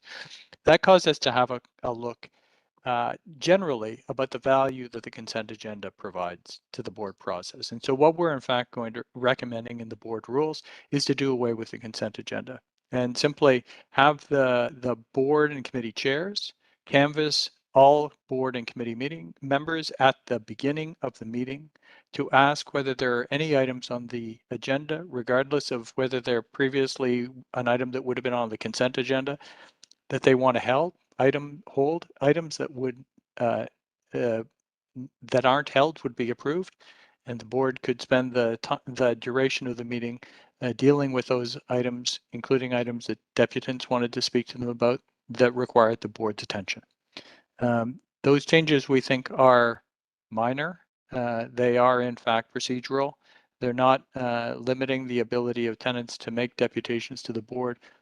And we think, with due respect, the board should consider those in order that we can comply with the direction that we have from the City of Toronto as our shareholder, that the board is required to adopt rules or procedures governing its process. So we would recommend that the board approve the rules that are attachment to the report today, and direct that staff forward them to City Council for their consideration as a bylaw of TCHC, which is the direction and the shareholder direction. Okay, any directors? Okay, so is Brian still on?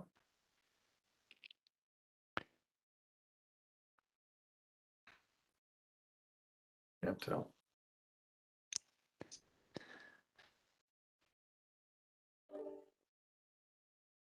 Someone, all right, any other directors have any comment? Adele? There was a comment in the report that said that the Tenant Services Committee wasn't supportive of the changes. Did I misread that? So I think that 400 of whatever. The Tenant Services Committee wanted to ensure that we had a process through which tenants were engaged in the discussion, in the changes that were being proposed, and sent us away to do some additional work in relation to those changes, which we've now done, and we're reporting back. And so Tenant Services is comfortable with the changes that have been made. Brian, do you want to, anything you want to say about this? I believe so. I got kicked out for a minute, so I don't know what happened, but I didn't hear the question. Oh, sorry, Brian. I was just referring to a comment in the report that said that Tenant Services had not been supportive of the changes being proposed. So Dara just said that you had gone away and had some more consultation and then made changes. So I was just asking if Tenant Services is now comfortable.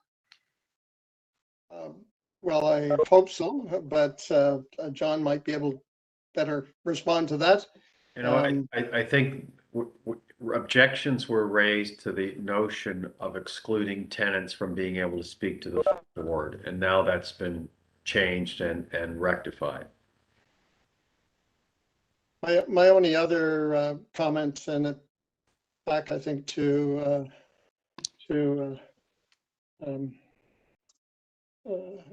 Catherine's comments. I think we could explore looking at ways. I don't know enough about the technology side of it, but if deputations could be done through WebEx, I think that would be a good idea to see the person who's making the deputation, if that's something that the deputant would want. And I think we could explore that, but I would think we'd need to look at whether that's a technology issue or not. But I don't have any problems with adding that if that was something that could be done.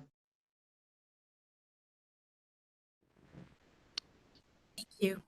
I don't believe that the rules as before the board would restrict our ability to do that, and we can certainly take that away. Okay, any other comments? Okay, we can get a motion to approve. John, seconded by Adele, all in favor. Carried. I have to leave in shortly. We've got Tchc, we got tenant services, the Trillium benefits report, which is for information. Mercifully, Mr. Chair, I have nothing to report, and I'd be happy to move the receipt of information and adjourn the meeting. Do we need anything about Trillium benefits? Anything in there and the directors need to hear from? It's a receipt for information purposes. Can I just ask if you got any response to the letters that had been sent out according to that report? Through the chair, we have not received any responses at this point, but we are monitoring, and there has been a series through OMFA, of course, the mayor's office, and through the board as well as myself. I thought we also had a deputation for item 8. Yes, we do. Okay.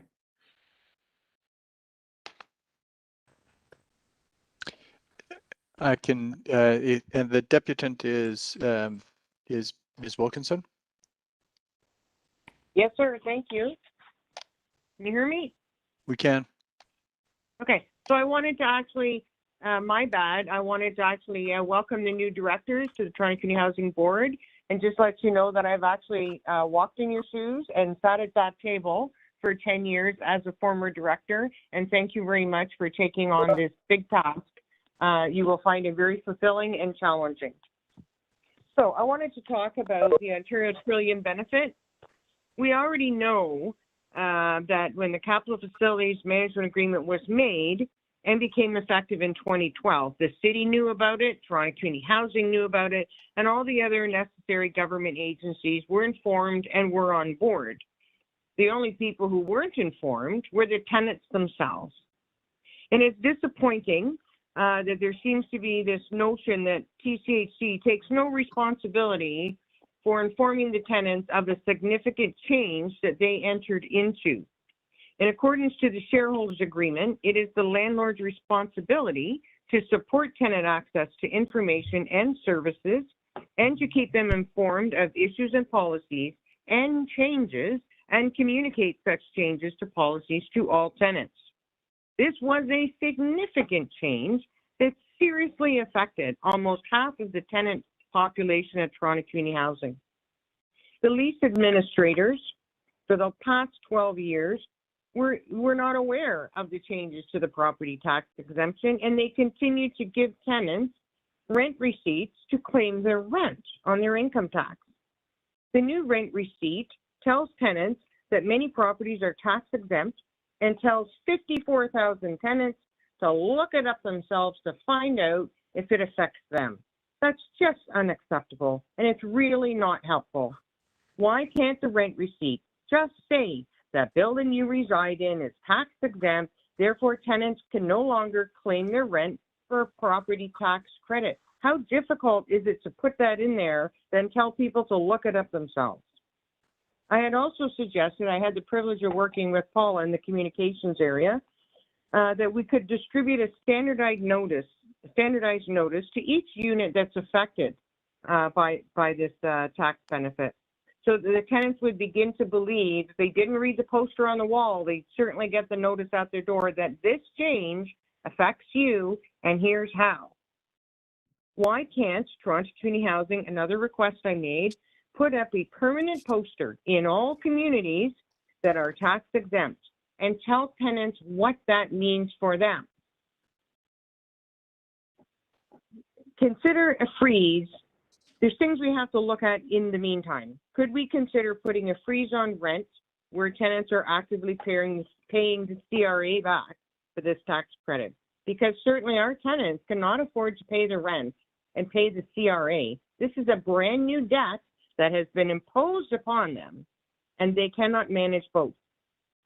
Tenants need to know, this is a great report, and I want to thank you, Jag. I mean, it's very detailed, and I'm all about that.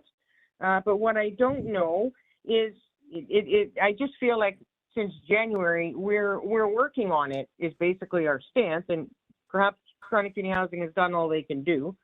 But what is Toronto Community Housing prepared to do? How will you support your tenants right now in the meantime while we wait for somebody to come up with a solution? What are you going to do for tenants faced with this new financial debt that they cannot repay? And I really think that's what tenants are looking for. You're a landlord, you're aware of this. We know you're taking steps. What am I going to do in the meantime if I can't pay my rent and pay CRA in the meantime? How is the landlord going to work with me? Thank you. Thank you. Any comments or questions for the deputant? Okay, thank you for your deputation. Thanks. So I guess we've got, can I get a motion to receive, I guess, both item 7 and item 8? John, seconded by Brian. All in favor? Carried. Anything, any other business? None. Motion to adjourn. Same movers, same vote. Thank you, everybody. Appreciate it. Thank you, Mr. Chair. Thank you, staff. Yes. Thank you. Thank you.